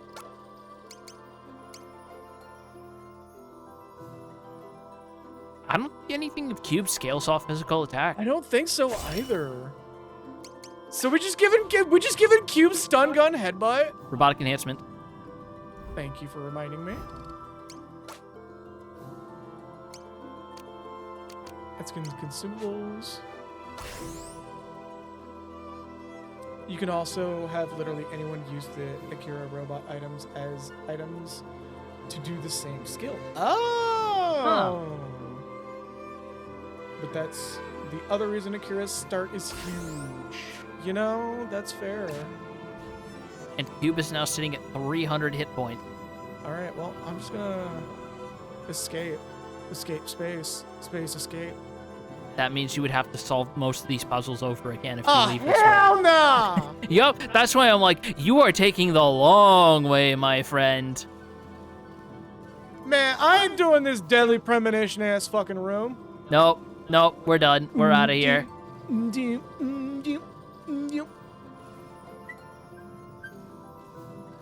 Blew out the mic.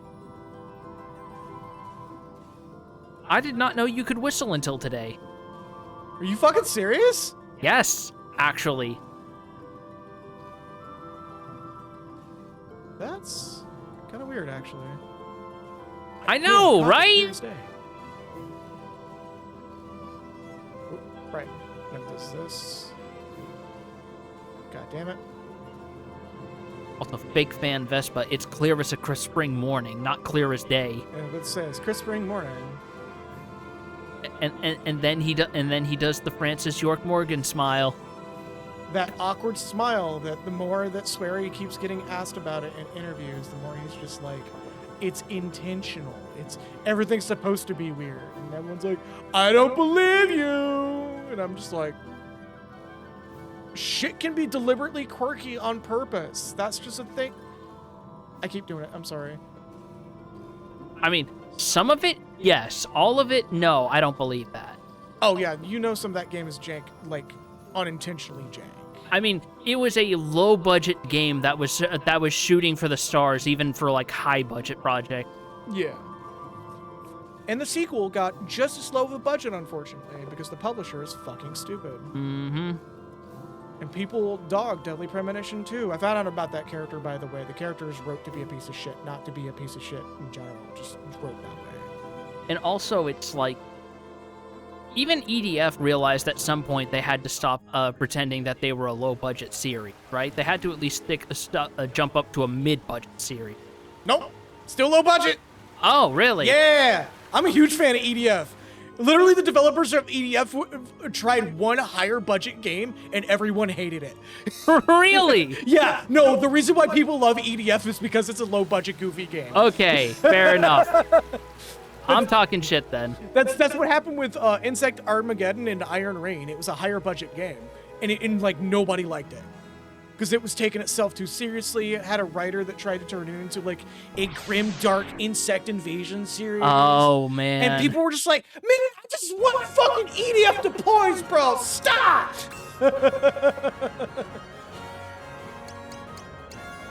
Like, I'm hating on Insect Armageddon and Iron Rain. I heard Iron Rain's actually pretty good. But, like... Oh, shit. I should run. But, like...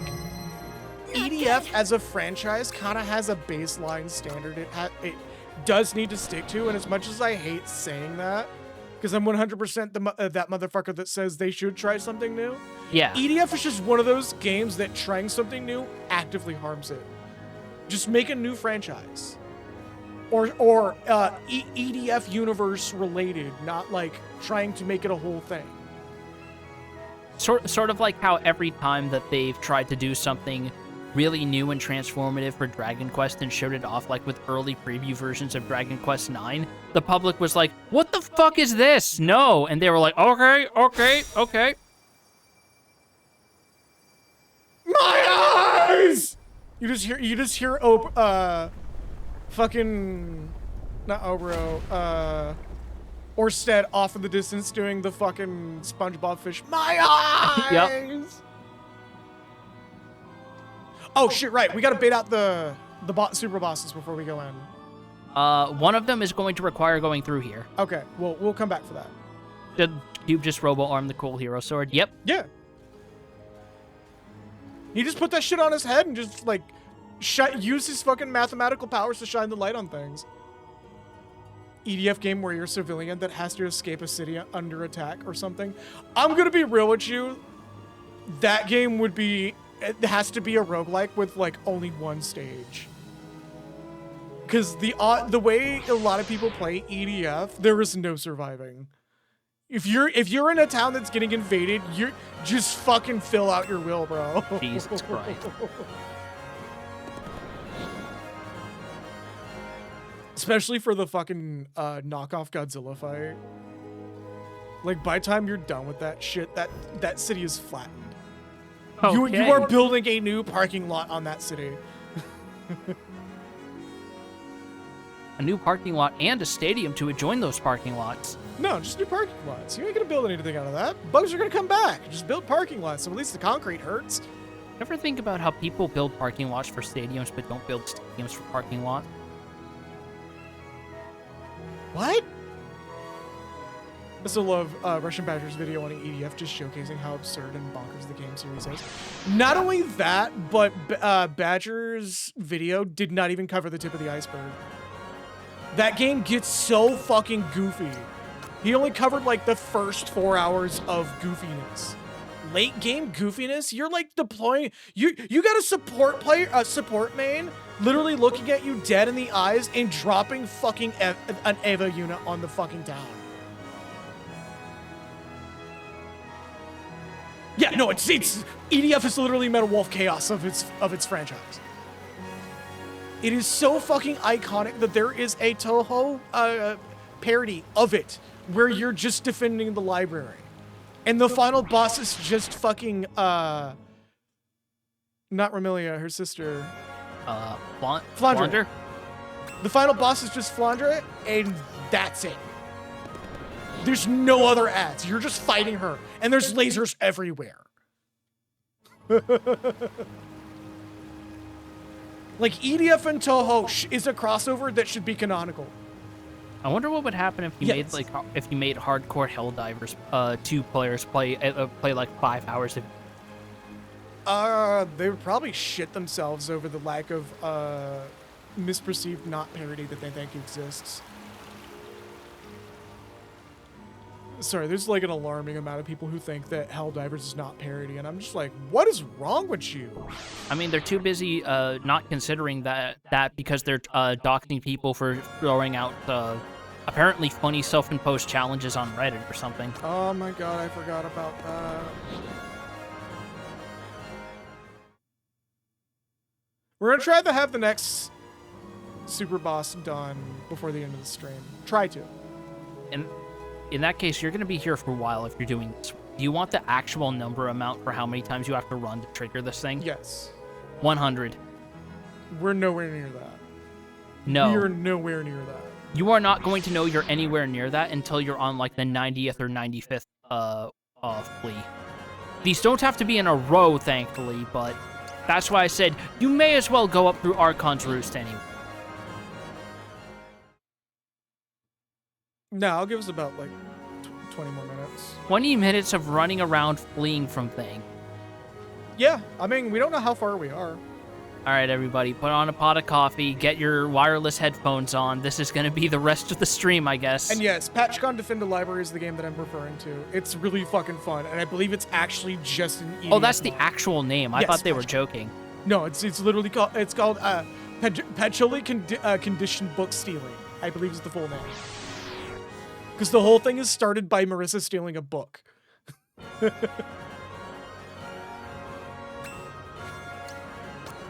Those people are hilarious. They don't seem to realize this setting is making fun of them. Even the devs were like, yeah, you guys are in the wrong place. I mean, that's the thing with people like that is...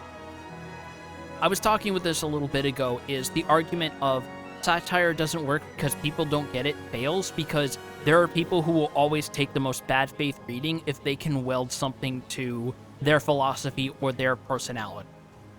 Graham, you're not super late. You're in the tail end of the stream, but we're gonna be here for a little bit. Yeah. Because we're trying to bait a super boss out. Because famously this happened with Fritz Lang's Metropolis, fantastic old silent movie, wicked fucking expensive for its time. Oh, I bet. I think it was something like upwards in the millions of Reichsmarks back then. Which would have been like Hollywood blockbuster level budget in 1928. Yeah. But the big thing is it ends on the message of, you know, there needs to be compromise of like the head and the hand need to meet with the heart or something like that. And guess who took a look at that and said, hey, we can be that third party that mediates things and brings everybody together. Lol, I can't read. And it is one of many reasons why after he fled and worked on other projects, Lang was like, I don't care for this movie as much as other people. And it's like, to his credit, he did make some other fantastic films, like M. Speaking of Metropolis, what are your thoughts on the anime adaptation? Well, that's... First of all, it's weird because it adapts parts of Metropolis, but it's still kind of its own thing with some other aspect than... Yeah, wouldn't it like also the anime adaptation like co-authored by one of the what would later be an animator for Astro Boy? I think there was some Astro Boy. But yeah, like somebody in the production team would later go on to animate Astro Boy, if I remember correctly. something like that. But it's been a hot minute since I saw that, so I can't speak too clearly. But I do remember some of the like background and set design and all that sort of stuff was incredible from what I saw. Not Tezuko. It's a specific animator that goes on the forum. Yeah. I think like Studio J2 or some shit. It's like a now popular animation studio that like has a bit of an unfortunate bad history now. It would be, I was going to say, it would be funny if the lead up to that was saying, oh yeah, some of the animators who worked on that worked on the animated adaptation of Naoki Urasawa's Pluto. I wouldn't be surprised. That would be a funny coincidence if that was the case. I've been playing Suikoden 2. I missed the encounter with a missable party member, so I had to restart. That sucks. This is why you rotate saves if the game lets you. If the game doesn't let you, that's... Usually when there's a missable party member, I just go, damn, sucks to be them. Anyways. You managed to escape. I don't know why they phrase it like that when it's a 100% success rate. I think it's just a leftover from The original? originals. Yeah. Might have been. Because I know an idea they had considered, at least early on, was the idea that there wouldn't be a visible HP counter in fights, you'd have to judge your character's condition based on their sprite pose while they were idle in battle. And that's why everyone has, like, different conditions of wounded when they're at low health. I figured while I'm running around, just gonna pick up some balm grass. Spoilers, but that was crazy. RE shit I was hoping for. Honestly, I've been hearing a lot of people say that RE9 is like pretty much a return to form for Resident Evil. Well, a return to form that they didn't really lose unless you count the wobbliness of Resident Evil 3, which was just kind of at first. I more mean like them going for like not Resident Evil 6 levels of over the top and insane, but like horror goofy kind of, because even like classic Resident Evil has some goofy moments. Oh yeah, no, but it definitely felt like it was there considering when the game came out and there were so many people talking about how playing as Leon feels like a completely different game compared to Grace. Wouldn't surprise me if they wanted it to be a separate game, like a DLC. I think they actually... No, I think it was actually the inverse, where they considered it to be more of like a direct RE5 sort of co-op thing with Leon and Grace working together and how they interacted. I would love to see that! Little nerdy IT girl working with fucking Beefcake McHuge Large. By the way, I do think it's kind of bullshit that I was watching a friend play on normal difficulty classic, by the way, and despite the fact that the Requiem is the caliber that it is, it didn't completely shave a zombie's shit smooth off with a dome shot. Damn, that sucks. But also, it's whatever. It's probably for like not like that for balance purposes, because imagine being handed the strongest weapon in the game. Well, it only had the one bullet. Oh, it only just has one bullet. It has one bullet when Leon hands it to Grace. That's a dick move. What the fuck, Leon? At least give her a fucking magazine. Well, it's also because the way they justify it is he spent all the spare ammo he had with it in a cutscene. Here you go, Grace. I got one bullet. Here's a gun. Wait, I'm not that desperate. You gotta craft or find more bullets. Oh, that's fair. Just Grace in front of the Fallout 76 fucking ammo crafting bench for a few minutes. Packing bullets into the shell, putting the primer in there, putting the bullet head on. It's just like, who does this? Cuts to Chris doing it like a fucking factory machine. No, knowing Chris, you know what he does? He puts all the components on the table, stares at them, smashes them with a big fist, and the bullet is done. Yes! He just fucking Chris just sitting in front of the table, all parts sitting in a pile, and he's just like jokingly making a hydraulic press noise with his mouth as he brings his fist down, presses it for a couple of seconds. Hey, I made a bullet. just holds up fully complete, like, factory spec slugs. I wonder what Claire's future child will think about this. The Renfield bloodline must continue. Holy shit. It's also an Atelier protagonist? Hold up. What's the segue from that? Because my brain just put Leon Kennedy in fucking Atelier Ryza for some reason. Chris just starts punching the ingredients with a press F repeatedly button prompt. Yeah. Oh, okay. I mean, Ryza would actually kind of work out super well on Resident Evil because remember, she was inspired to be an alchemist from watching Impel throw explosives at a small ferret. Oh, you know she would be the motherfucker that would show up in the middle of a game, everybody would be terrified of her, and she would just leave with a smile and a wink, and that's it. Do you know what that fucking farm girl would do if you taught her how to make claymores through alchemy? The world would be forever changed. Implying the Umi balls are not claymores themselves. No, they're frag grenades. Oh yeah, that's true. So she's Ada Wong, because Ada Wong hasn't killed a fucking spoiler for Ryza 1. I'm not gonna say it though.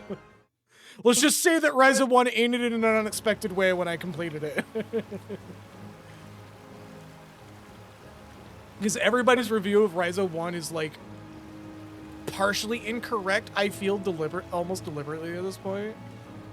Also, seeing Leon in RE9 is like seeing Snake in MGS4. Yeah, pretty much. I was gonna say seeing Leon in RE9 feels like seeing fucking Kiryu in the Dragon Engine Like a Dragon 6 for the first time, because that man barely fucking aged. Dude just came out of the hyperbolic time chamber. What are you talking about? Except the hyperbolic time chamber is the other way around. It just stops time for him. Leon throws the casing in the air and tosses the bullet into it, catches it, and is like, all right, time to give a zombie lead poisoning or something. Every bullet has like 2 or 3 flashy cutscenes and a one-liner. Okay, so this has always been a bit of my headcanon since Resident Evil 4. I swear to God, I think Leon has just a book where he's, like, when he's not on a fucking mission, he's just writing new one-liners for, like, an entire fucking year. When he finishes the book, he memorizes every single one of them, and the next mission, he goes down the list.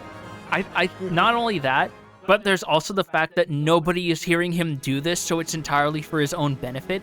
Until RE9, where unfortunately Cheryl, who has officially known him for like 25 years at this point, has to sit there, sigh, and look at her watch, and she is so not having this, she actually realizes it's time to take her medication on time. She's just wanting to scream, shut the fuck up so bad, but he's holding the gun.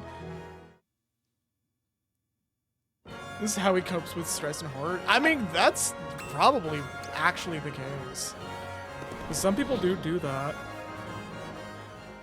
Not to mention he had perhaps the worst day one experience of any career when he was younger. Yeah, didn't he literally just join the Force in RC and like Raccoon City just kind of went tits up immediately? Yes, it was like his first or second day on the job. And like, bro just got assigned a beat and the entire fucking world came to an end. Which they emphasize even further in RE2 Remake, because they actually still have the congratulations Leon decorations in parts of the police precinct. Oh, that's so good. It's heavily implied in RE9 that it gave him PTSD. I mean, it gave me PTSD. What are you talking about? I think it would give anybody PTSD. It's like, you got the job! Congratulations! Now solve the apocalypse, fucker. That's why anytime somebody says that like they're built different when they refer to how Subaru acts in ReZero, I'm like, shut the fuck up. It's like, I think the two characters who have come out the best in any Resident Evil game are Claire and Sheva. Sheva's debatably so, because the end of 5. Debatable, but still better than some other characters out there compared to like fucking everyone's favorite chew toy, Ethan Winters. Everyone's favorite chew toy. You want stars? I'll give you stars. Yeah, Sheva got out after 5. Yeah, she fucking cashed her fucking check, and that was it. Yup. She's like, nah. Oh yeah, isn't fucking Revelations, like, actually canon to Resident Evil now? Wasn't it, like, previously kind of not canon? I think so, because Grace is descended from one of the Survivor characters. Yeah. Is Umbrella even around anymore? Yes I think it's vestigial at this point. Like, it's a big yes and no sort of thing. It's like one of those weird things where it's like an Atari situation, basically, where another company with the holdings took the name. I believe it's in the opening intro. Oh, I am thinking of Outbreak. I believe it's the opening segment of Revelations 1, where they mention Umbrella going defunct because the government figured out what the fuck was going on. Somebody took over the name, called it Blue Umbrella, and according to, I think it was 7 or 8, where it comes out that like it ended up getting corrupt again anyways, and Blue Umbrella just kind of became its own sub-organization that gets renamed later on, but I could be wrong on this. Honestly, I'm surprised at this point that there have been so many viral outbreaks and whatnot. There hasn't yet been a case of people going, hey, people are literally weaponizing zombification viruses. Has no one considered how to obtain cultures so we can make an antigen for this? I think the reason why that hasn't happened is because that would require somebody to get close enough to do it. And also, they keep coming up with new fucking strains every 3 years. Every 3 years is probably an understatement. Oh my god. Umbrella making new zombie viruses like they're fucking iPhones. Bro, fucking Umbrella making new zombie viruses like that shit is episodes of Detective Conan. You thought this shit was over? Nah, season 400. That show's still going, by the way. I'm not surprised. I think they're up to like episode 10,000, in the 10,000s now. Yeah, somehow Umbrella returned. I wouldn't be surprised with 9. Like, there's kind of implications with a lot of the stuff I've seen with 9 that like Umbrella may come back in Resident Evil 10 if there is one. I would honestly be surprised if it ends with even the implication that it is the end of an where they actually do the thing of like, yeah, Umbrella as we know it is basically done. Anything that comes up afterwards is something largely unrelated, like Las Plagas. Just fucking, no, because Las Plagas was also related! Yeah, because that became, Ouroboros in 5, right? Yeah, no, Las Plagas, Las Plagas was a strain that would later form Ouroboros. And I think later material also, retcons and or massages in that, fucking Spencer might have studied the Plagas when developing the initial T-virus. Yeah. It was related to the Nemesis parasite, okay. Yeah, like, I believe every, outbreak has been just Umbrella up until the mold outbreak in 7. Which is still technically Umbrella, but it's like... Well, they weren't related to 4, but Wesker was trying to get his finger in that pie. Yeah, like... The mold in 7 is, like, still tangentially Umbrella, but it's less Umbrella than it would be normally. Yeah. Where it's like, you have no indication that Umbrella was involved in any way. The DLC. In the main story. The person who has the mold in Re 7 is from an Umbrella facility. You know what would be really fascinating? I just realized. What's up? Speaking of DLC, do you think RE9 is going to get its own equivalent of End of Zoe? Because with the tone that it's apparently setting with Leon stuff, that would be so fucking on point if they did. Yeah, it would be. Because it's like, it's amazing that... imagine being at the time when RE7 came out. It's probably one of the most gritty, personal, in-your-face, actually scary games in the RE series at that point. Yeah. Next is hit the nail on the head. The mold for the mitomycin was where Spencer learned about the viral stuff for RE8. But yeah, imagine going through all that, having to scramble and mad dash and realizing that everything is going to be that much more implacable as Ethan, and then you play as a dude who just goes, nah, fuck that pussy shit, and punches a mold zombie's head in so hard it looks like his asshole.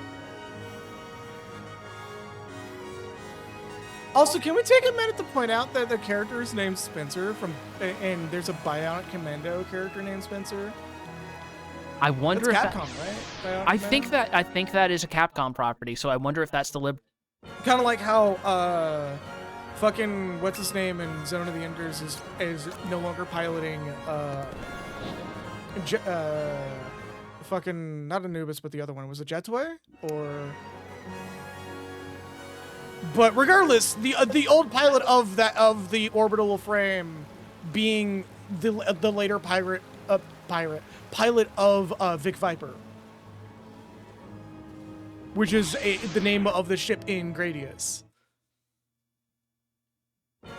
Because Konami likes fucking doing that shit too, but it's also Kojima, and Kojima loves Gradius. I mean, what part of Japan doesn't love Gradius? Gradius kind of defined an People fucking genre. love Gradius over there. It kind of defined an entire genre of shmups. I wonder if there's people over there who love Gradius more than their kid. That is a statistical probability. I was about to say, yeah, that's a... yeah, we know. I do know about Parodius.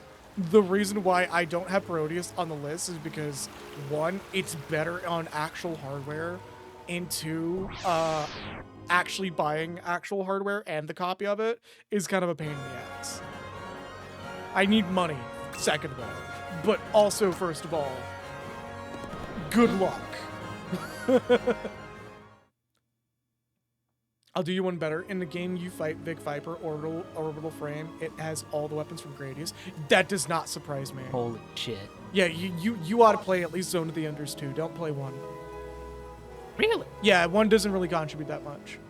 I'd still want to check it out because it's been a hot minute since I even perceived the Enders. Like, Zone of the Enders 1 specifically is kind of just like setting up the basis for Zone of the Enders 2.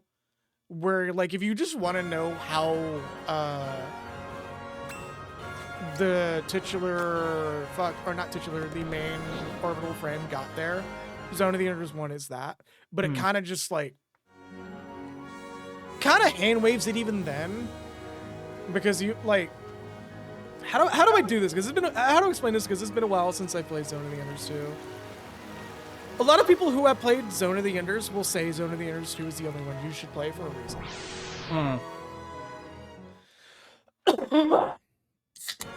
Why have we not encountered the bitch yet? 100, please. You're not at 100 yet. Do you prefer the grid combat of Fist of Mars or the 3D ones? Toss up, because Fist of Mars and its sequel is made by the Super Robot Wars devs. So if I say anything bad about Fist of Mars, I'm also saying a lot bad about Super Robot Wars. And a certain someone that both me, you, and Joe know would literally have a sniper rifle pointed at my head right now. But also, like, Super Robot Wars is just a good fucking game.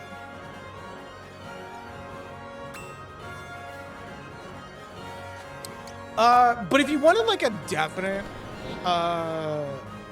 like, answer, I'm a little toss-up between the two, because Fist of Mars has a special place in my heart, because that was my first, grid-based tactics game. Like, first actual played in earnest grid-based tactics game. And, I also really like Zone of the Enders too. So it's kind of a hard call. If you caught me on like a day where I'm playing a lot of tactics game, Fist of Mars would be the better of the two. But if you got me in like a active combat mood, it would be 2. So like it's literally the two games fight for each other. This is not me just fence sitting right now. It's literally mood dependent. Also, yeah, as Kagura is saying, it's implied that Zone of the Enders is canon to the MGS universe as an anime. Yeah. Specifically, the anime that inspired Occcasional to get into robotics and create Metal Gear. What's even funnier is Fist of Mars is also canon to Metal Gear Solid, but not in the same way. It's takes place much later on the timeline, where there is signs of Metal Gear Ray's development implemented into one of the orbital frames that you get later on.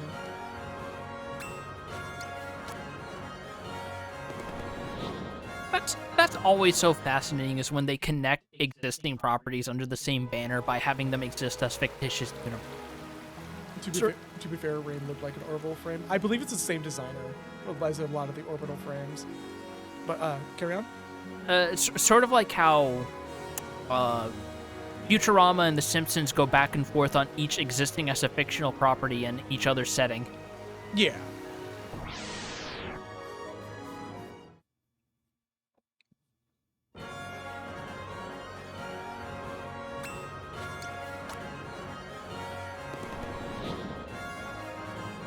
Also, if you when you do go into Zone of the Enders, be prepared for like early Kojima campy storytelling.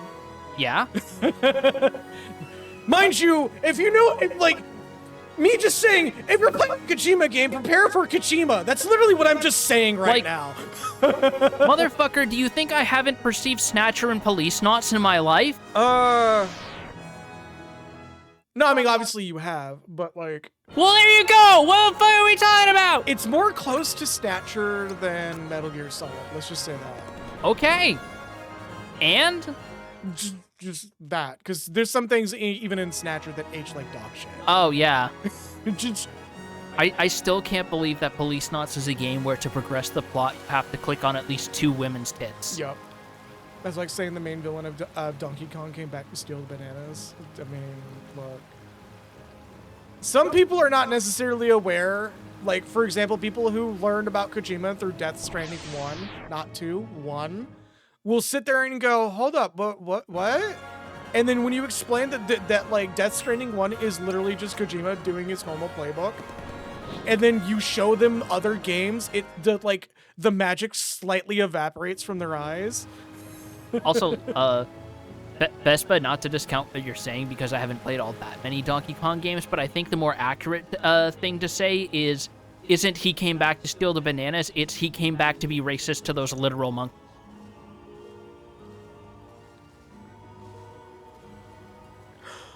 Oh my god, that just fucking hit me. Holy shit, King K. Rool is just racist. He's just Frieza with the way that he hates actual apes. That is fucking funny. King K. Rool is Frieza. I mean, if it wasn't for the fact that the voice actress of Frieza is, like, not gonna be able to voice King K. Rool, it would be really funny to have a version of King K. Rool, just this gender ambiguous crocodile dude, or crocodile character, just fucking dunking on Donkey Kong. Well, you know who does have that range? The current Frieza voice actor, Damon Mills. Ooh. Because remember, he voiced Aogami in SMT5. That's right. So he does have the baritone to make a voice like that work. We love the CEO of racism. Yeah, don't see that shit out of fucking context. I mean, if you're saying that on Twitch, I have to imagine you're talking about at least two people, either Frieza or Uncle Ruckus. I feel like Uncle Ruckus has Frieza beat, but only by a slight margin. Because Uncle Ruckus just has something about him where he won't pull punches, where Frieza will just be like, damn, I actually kind of hate him a little bit less right now. Hey, you know that fucking, you know that one Scramble type site that exists for fucking power scaling for like power scale wiki things? What if we had that but for racist characters? Does that actually exist? The power scale thing, yes. No, I know about the power scale thing. I said it on a voice chat and it was just like, I was the one that started the whole that particular group's trend of if the anime's name is a sentence, its power level is immediately at least 2. Because isekais don't understand the concept of power scaling, and I'm kind of glad that they don't, because the number would be higher if they did.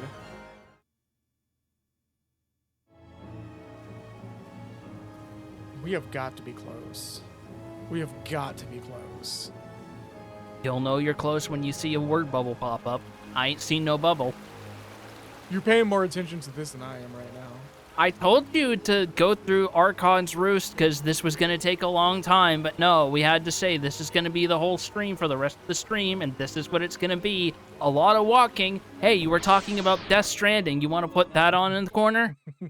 Could you imagine us setting this up as like a side game until we got the encounter, and then we just stop the game that we're playing immediately and continue playing Live Alive without any questions? I think that's the only way I can tolerate playing Three Houses.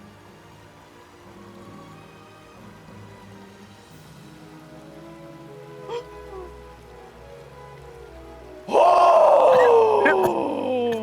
I'm gonna just like scooch way the fuck over here before somebody fucking just... I know what standard I fly in this man's army. I'm not afraid to catch a few arrows in the heart for it.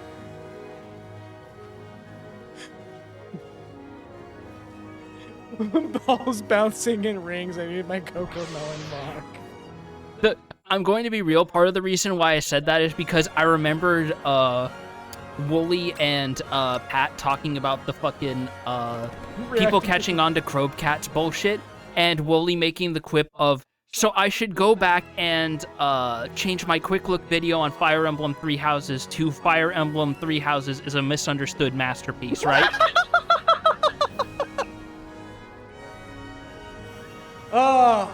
That is one of those things that I will forever adore, that like happened at such a fucking breakneck pace that like the hate for Crobcat. Because He was, because you know why people realized it? Because they saw through the deceptive editing bullshit he did, first of all, but second of all, they saw it really quickly because he was trying to do original RE4 versus RE4 remake, bring it back around to the initial topic. Oh my god, he actually tried. He tried, and even people who normally are on his same team were looking at the comparisons going, yeah, it's like a minor change at worst. What is the big deal? Because, like, I was disillusioned with this bullshit during the Nintendo Switch launch window.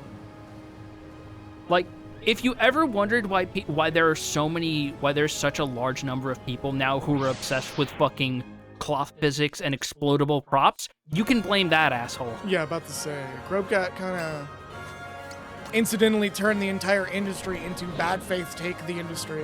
It's like, there is a direct through line of posting videos about fruit carts that do not explode and squib in a satisfying way onto Rockstar making people work crunch to model horse testicle. I'm gonna run an ad break. Crowcat is an old YouTuber that used to do montages of consoles breaking on launch week. It was so fucking bad. That is loud. It was so bad that, like, there were consoles that had an incredibly low failure rate, and he was still managing to conjure or to scrounge up more than an hour's worth of footage just to take down that console.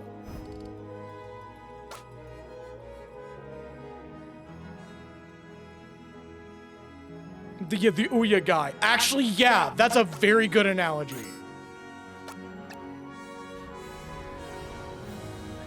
Like, we're also in the middle of an ad break, so those who aren't subscribed are gonna miss part of the conversation. Yeah, it's like the very specific genre of a known person whose content is already predisposed towards negativity and starts chasing it more and more to get that back. Apparently he's kind of always been that way. I'm not surprised. Me neither. I also did the snow place for a slight change of scenery. Yeah, We're literally grinding out a super boss right now because I decided now of all times to do all Is the it super grinding bosses. if we're committing to cowardice, though? I mean, that's the condition that you need. So, is it technically cowardice when the prerequisites is being a coward? I don't know. I got you in your logic loop, motherfucker! Turn into Bobcat Goldthwait for a moment. Gotta wait for the ad to respond to what you said, BRB. I do not blame you. There's a reason why I have a ad break in progress. If anything happens, I will literally stop the entire fucking stream.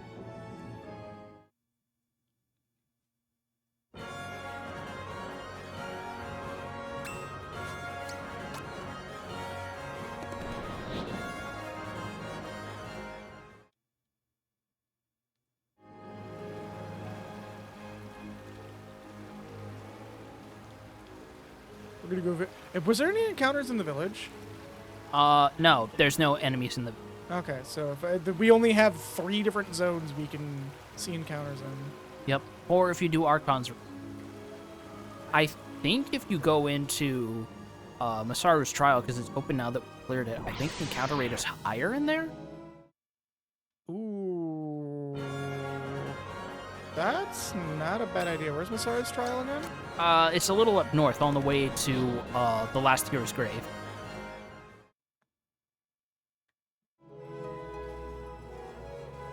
Somewhere around here? Yeah. That little branch off. I see it. Yeah.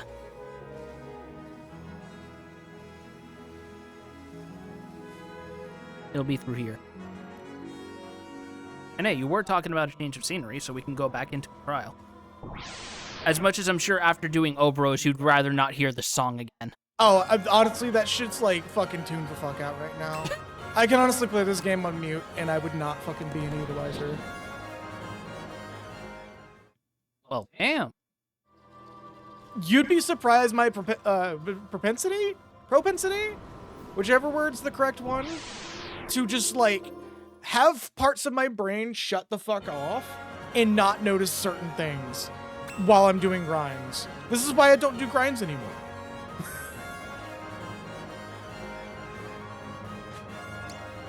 And we're back. Okay, so for those who were not part of the conversation in A coward walks among us. Hey! There's your sign. should we do it right now? Like while we have it, since we did just do all that work. You are literally on the cusp of getting this if you're seeing this first pop. Okay. Okay, I'm back. I called him the Ouya guy because he made an Ouya video. Run I think like away. everybody at the time made an Ouya video, but I get what you mean. Run. Just 5 more times. Just 5 more times. This man sounds really done with our shit. Well, he's seen us run 95 times at this point. We're doing this, but we're just to reward everyone for this entire situation. We're doing this fight before we end the stream. Yep. This is going to be the 4th super boss. There will only be one left after this. Yep.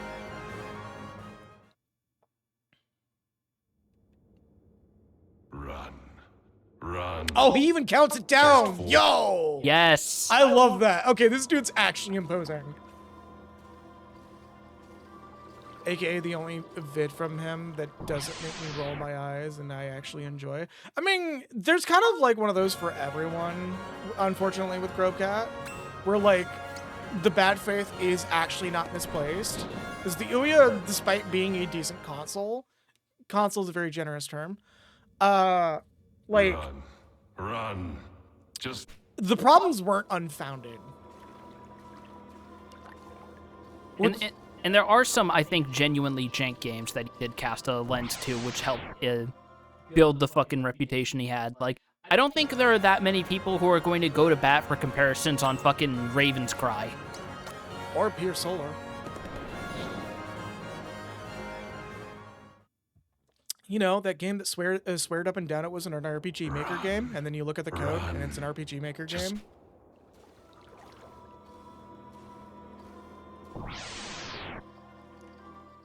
This is so much faster now that we're in here. We should have done this from the beginning. Yeah, you're seeing that boosted encounter rate already, huh? Yeah. I do kind of wish it was closer to the SNES version where it's like every 3 spaces. run. Run. Just one more time. He is fucking yucking it up. Oh yeah, no. He's enjoying this. He's like, yo! Coward spotted! Look at him worship this elephant. I'm just gonna let them do that. Yeah. Y'all carry on. It's not a golden calf, but it'll suffice. On the Dead Rising remake just because the butcher changed. Oh yeah, the butcher is less of a offensive Chinese caricature. Oh, yeah, I forgot about that. Yeah, they just make him look like a normal dude who looks kind of like mixed white Chinese, which makes sense because it takes place in the American Midwest. Yeah. Do. Probably dinner for them. Probably. 'Twas cowardice that called me hither, child. Your fate is sealed. You'll flee no more. Did he just yell cowards who don't smoke crack me? Die.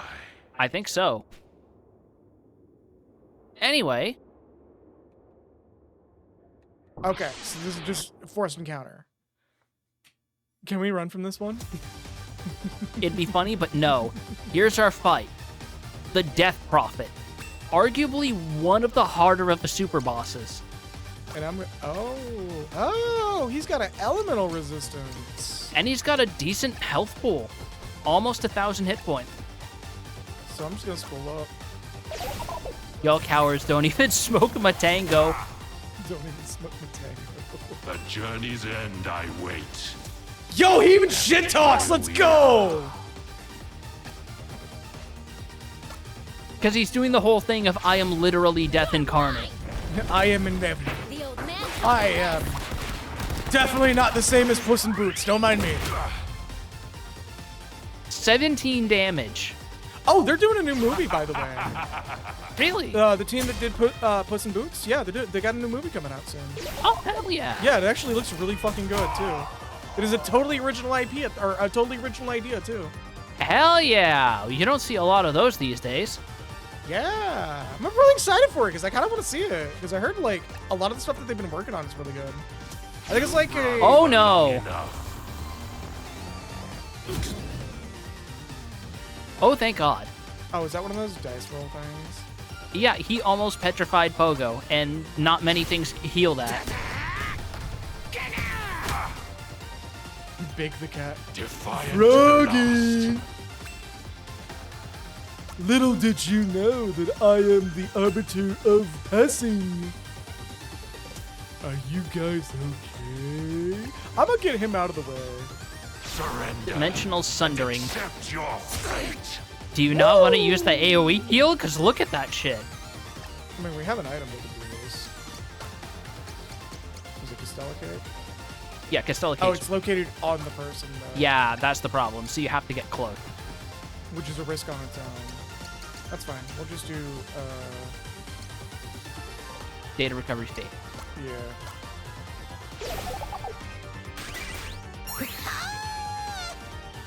I keep forgetting Pogo has like a shit whack of fucking HP. Oh yeah, no, he's up there with Masaru for biggest health pool in the game. Like a big heal for fucking Pogo is and A big heal for anyone else is it's just gauze on a limb for Pogo.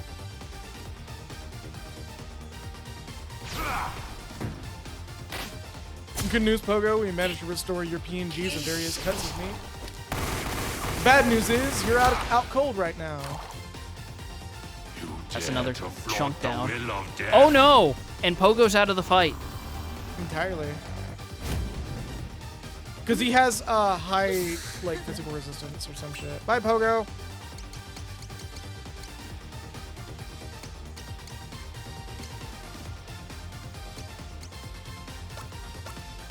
I think we still got this.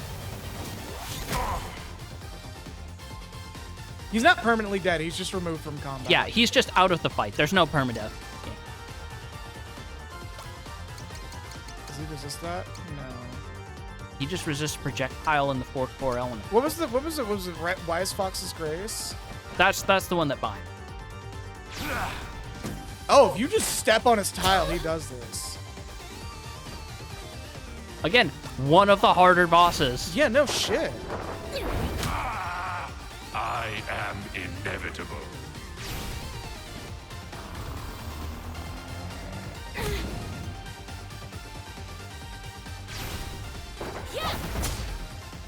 Oh god. The counter does nothing. I might use potion number 9, actually.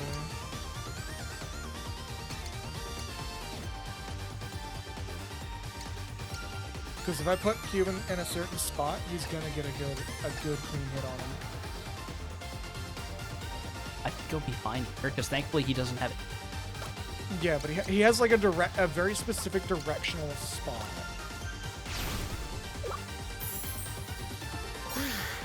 Oh, that was not enough. No, you should have used a Castilla or a huge one. I think Hurricane's best bet.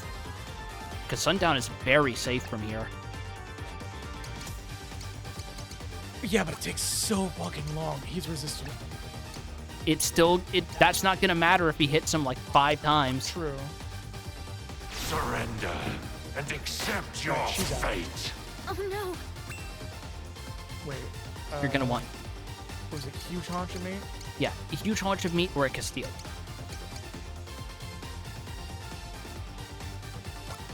I'm gonna do a Castillo. They are both effectively the same. That double. Oh, cool. That went off. Whoa, he's still getting hits though. Okay. Yes, he is. High defense doesn't matter if he hits him a lot of times worth of chip damage. So I guess Heavenly Horse Trample is another good one? Yeah, let's see that. Because he has to rotate, unless he has a back attack that we're not aware of. Yeah, that's doing much better damage. I think a spool up will do it. I'm hoping so. Yeah, no, this fucking remake, like, did really good with this. And that's game. Damn, that actually had me sweating a little bit. Will of death divide. So you want to know something really funny? I think no matter what, a remake will never replace the original because emulation exists. Everyone wins. Yeah, no, that's my sentiment too. Like as long as you don't say that the other is inferior, I tend to not care how people feel about remakes. Like, the aspersion that a remake existing displaces the original is a entirely bad faith assumption unless it's something that the publishers themselves are actually trying to push. Yeah, like fucking the Like a Dragon publishers. Oh, yeah. Let's not get into that one. But you want to know something really I'm gonna funny get out about of this game before you wrap. about that boss? What's up? There's a specific condition where if you stand one space down diagonally from its back sprite or where it's facing, and hit it on a specific spot, you trigger a counterattack called Not the Tail, implying that you are hitting it on the tail, which causes you to take a small amount of damage and causes Death Prophet to take 999 damage, instantly killing itself. What? So I was really close to being in a good spot. If you hit it in a specific spot, you can instantly kill the Death Prophet and just win the fight that way. That is so fucking good. Isn't that literally a reference to the Jungle Book, actually? It might be. Because I feel like the Panther in that just really did not like having his tail touched. And that was like an entire foil to a situation in there. It was either that or Tarzan. But yeah, that boss has it's so fucking funny, and I don't know the exact behind-the-scenes story of why that exists, but there it is. Also, Graham, I feel like if they didn't keep that line in the script for Thousand Year Door Remake, I feel like the entire internet would have fucking rioted and just bankrupted Nintendo on the spot. From what I've seen, not only did they keep it, they actually strengthened it and made it closer to the original script. Yeah. But, look at Pogo Flex. Like he wasn't fucking dead in the last fight. Bro thinks he's fucking Popeye. No, he actually got us to where we were in that fight. I can't hate on him. He did take out a good chunk with Bing Bang Boom. I love that they were like, yeah, Vivian is trans, deal with it. Absolutely, and that's the good move that Nintendo could have done, or did do. So throw back to that one robot from Akira's story bit. Plus, it's extremely funny that an avatar of death has an insta-kill potential. You know, that's fair. This game's fucking fantastic. It's and hey, next stream, you're probably gonna be ready to wrap it all up. Yup, and then we'll be back to Sam and Max for its final season. Yep. And then we'll do the ever-promised Final Fantasy X that we keep putting off. Unless we get distracted and do a one-shot of Poker Night as the inventory as like a chaser to Sam and Max Season 3. Oh, God, that's tempting. I wonder if there would be a change to Chrono Trigger with Fleet. I feel like Square's, no offense to Square Enix, I feel like their handling of trans characters would most definitely not be something we would want to find out about. Well, Flea's not trans. They're gender ambiguous. Gender ambiguous. Okay, fair enough. Regardless, I kind of don't want to find out. Because, like, depending on who heads the remake, Square Enix kind of has some not super great project leads. Depending, yes, but also Square Enix is one of the few game studios out there that's actually having gay men kiss on screen without a camera pull. Oh shit, you're fucking right. Oh shit. Okay, hold up. Hold up.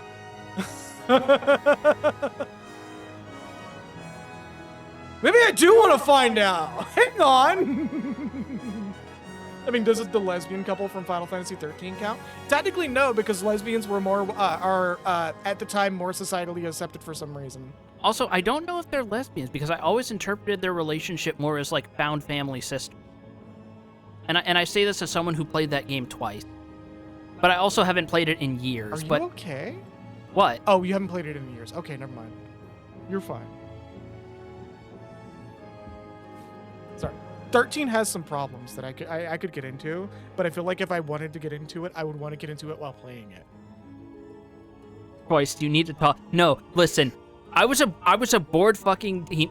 When I first beat that game, I had that thought of wanting to replay it not because I enjoyed it, but because I thought, was this game actually as I feel like it was? Like, That's valid. that feeling of you are so beside yourself, you're like, I need to go through this again to see if this is exactly as I thought or if it's worse. Like, the same reason people would put themselves through playing BioShock Infinite a second time. Malkin, I'm gonna make a spicy take, particularly in your direction. I think Lightning Returns should have just not happened.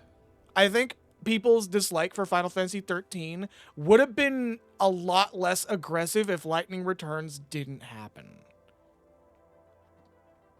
That's all I'm gonna say.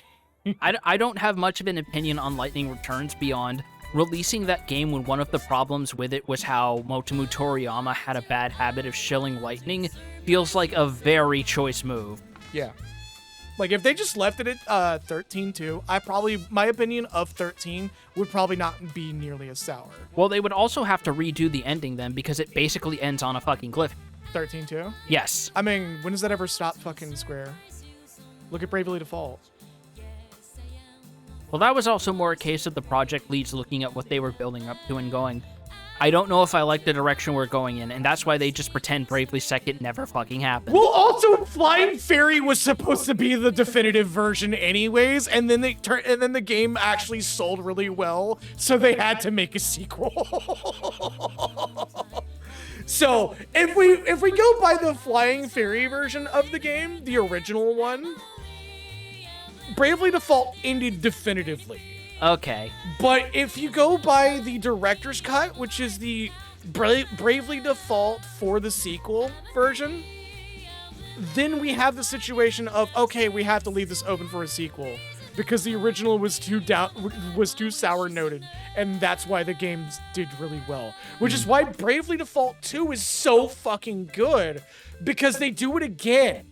But they actually wrap the story in the true ending.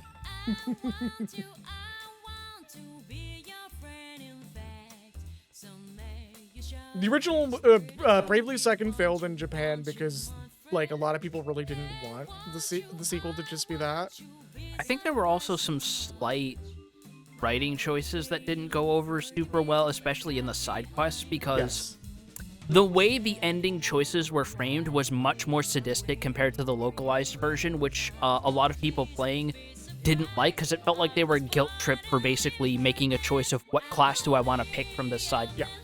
Which is why Bravely Default 2 is wrote the way it is. And that's also why when Bravely Second came over and it was released in English, they actually changed those side quest resolutions to be less harsh for that exact reason. Oh, you also want to know why Bravely Second didn't do super well? Because the demo was an entirely different story. Oh yeah, it was a group of side characters that people actually got really fond of, and then it turned out to be not to really be the focus. Well, Bravely Default also kind of did that, except it didn't have side characters. You did have your default party, but the side quests were all totally unrelated to the main story. Yeah, listen, wasn't it like the side quest of the demo for Bravely Default literally just a alternate telling of the what would later become the Time Age Asterisk quest? Not really, no, but it was set in Anshine. It was basically just going through really, really truncated versions of dungeons that were added in the final release version. Yeah, and then, it was Bravely Second was the ever-endearing Three Musketeers of that world. Yeah. And then they turned out to not be the core focus. Which itself, I do think, was to its benefit, because that actually plays into the bait and switch of the prologue. I mean, I guess, but like, I kind of wanted a game with them be like a plucky band of musketeers going and finding out, like going into the plot of Bravely Second instead of the bait and switch that we got. I mean, I get that, but I think it's a worthy trade-off to find out that apparently the provincial language of the moon is French. Oh wait, did I tell you about the localization of that? How she was speaking in English in the Japanese version? It was English in the Japanese version, and the French version she was speaking Japanese. Oh, that's fun. Yeah, it was like a three-way a rotating table of what language she would partially use while she spoke. It's sort of like how Vicar Max in the Outer Worlds is looking for a book that's written in French, and that's why he's so fucking pissed. Yep. And in the French version, they had to change it to something else, so they went, we'll just say it's written in Polish, fuck it. And I believe in the Polish script, it's another rotating table of changes, sort of thing. Also, I love Bravely Default 2, so I'm going to talk that game up a lot. Bravely Default 2 is a really, really, really, really, really good game.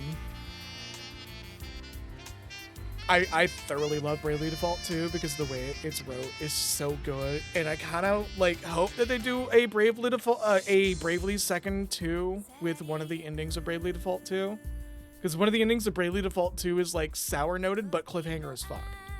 All I'm going to say without saying too many spoilers, I always appreciate when there is a villain whose whole thing is, I don't care if I lose, I just want the motherfucker who ruined my day to not win. 100%. And that is the exact reason he helped you. 100%. I'm so glad that they still work at Square Enix. But I would be really sad if they continue to work at Square Enix and not allowed to do what they want to do. It's sort of like how, I know it's not entirely an overlap, but I love how because Middles was playing the first Octopath Traveler because it was gifted to him by a friend, and he had the same reaction I did going through it, of how funny it is that like half of the bosses that you fight in everyone's Tales is just some fucking dude named Jerry. Yeah. Not only like the some dude named Jerry situation, but also like how a lot of the biggest reason why Octopath did so well out here in the West was because a lot of the stories were just like, yeah, you're just doing something. It's very low. You have a goal. It's incredibly low-key fantasy. It's like the closest that JRPG has come texturally to something like the Canterbury Tales. Or more aptly, it's like having a story, having a tabletop session based around Baldur's Gate, but you're just some side group that doesn't really solve anything. You're just a side group. This in the background of the protagonist story of Baldur's Gate. Yeah, but then unfortunately you have to remember this is a JRPG and you have to go through the Gate of Finis. What do you... No, I think the correct analogy you want to make is, yeah, but then you remember that this is a JRPG and that means you have to have a Geth with a red dragon for some reason. No, I mean like, holy fuck, the Gate of Finis is not a fun post-game challenge. Why not? Because, oh, why did they make it that? I'm so glad they did much better with Octopath 2, but why did they Gate of Finis? I admittedly bounced off of Octopath Traveler 1, and I've been having people tell me, no, you need to commit to it. I'm like, okay, but that initial grind is really bad.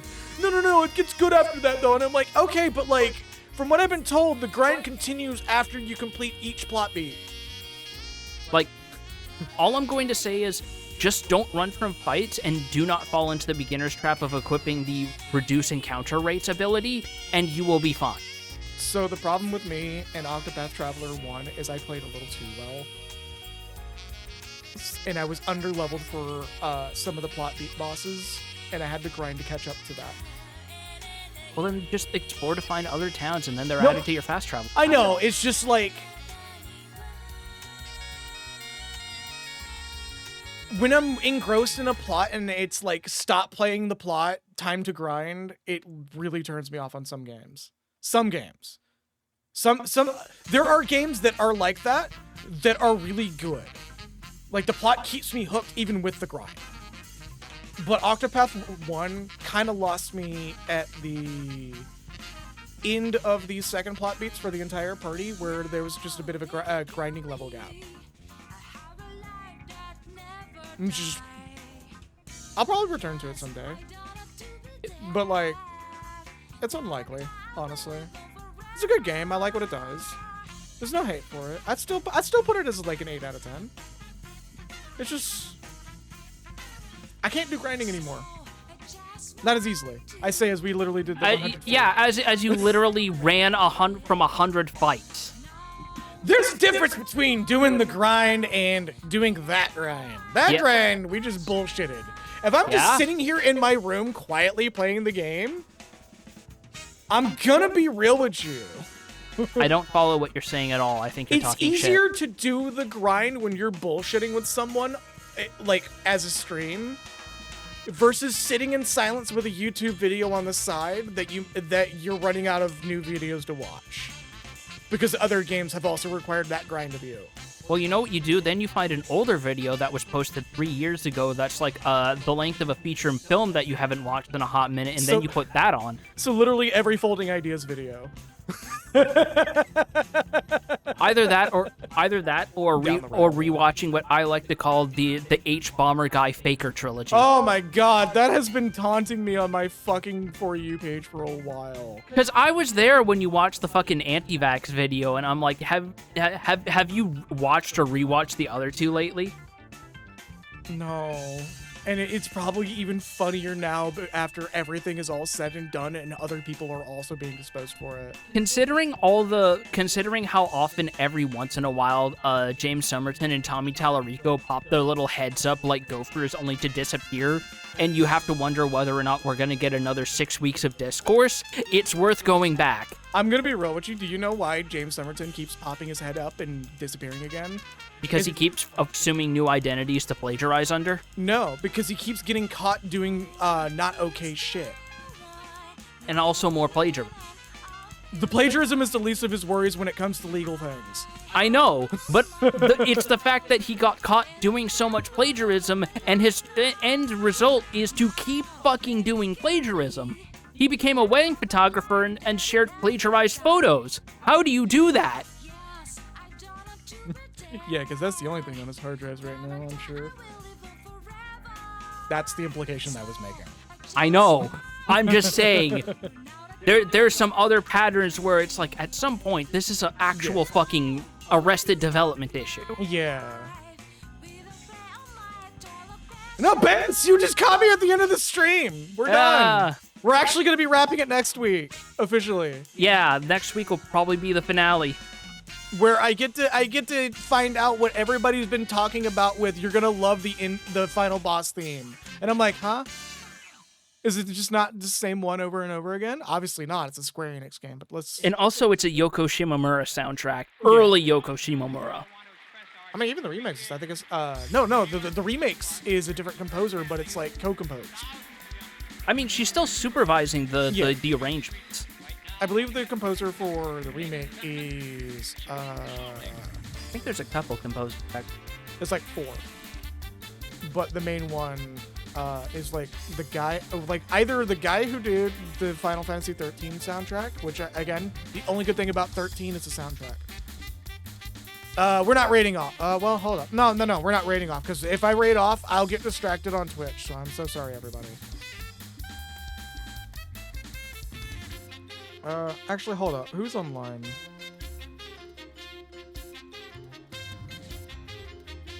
You know what? Yeah, no. Let's raid. I'm a raid my friend. I'm a raid a friend. They are currently playing Monster Hunter Rise. They're playing Monster Hunter Rise? Yeah, they're playing Monster Hunter Rise right now. It is Vaporblade. They are a wonderful artist. I've actually been working on something for them. Or for her, and I would love for y'all to show her some support because she does some wonderful art. I don't have a raid phrase. Oh, I should do my shout-outs real quick. I'm only going to do today's shout-outs instead of the quarterly shout-outs. Malcolm Alenza, thank you. No, that was yesterday. Lamia Zalani, thank you for the $20, and I believe that's it that I could spot. Yeah, no, Vaporblade's an amazing person. I think y'all should go support her because like her stuff's good. She's a huge Etrian Odyssey fan, so I'm gonna rage all over. Sorry for not doing the quarterly shout out. I'll make up for it next week. I promise. Anyways, I'm gonna go cook spaghetti alla assassina. Yeah. I'll see y'all next week. Rating over in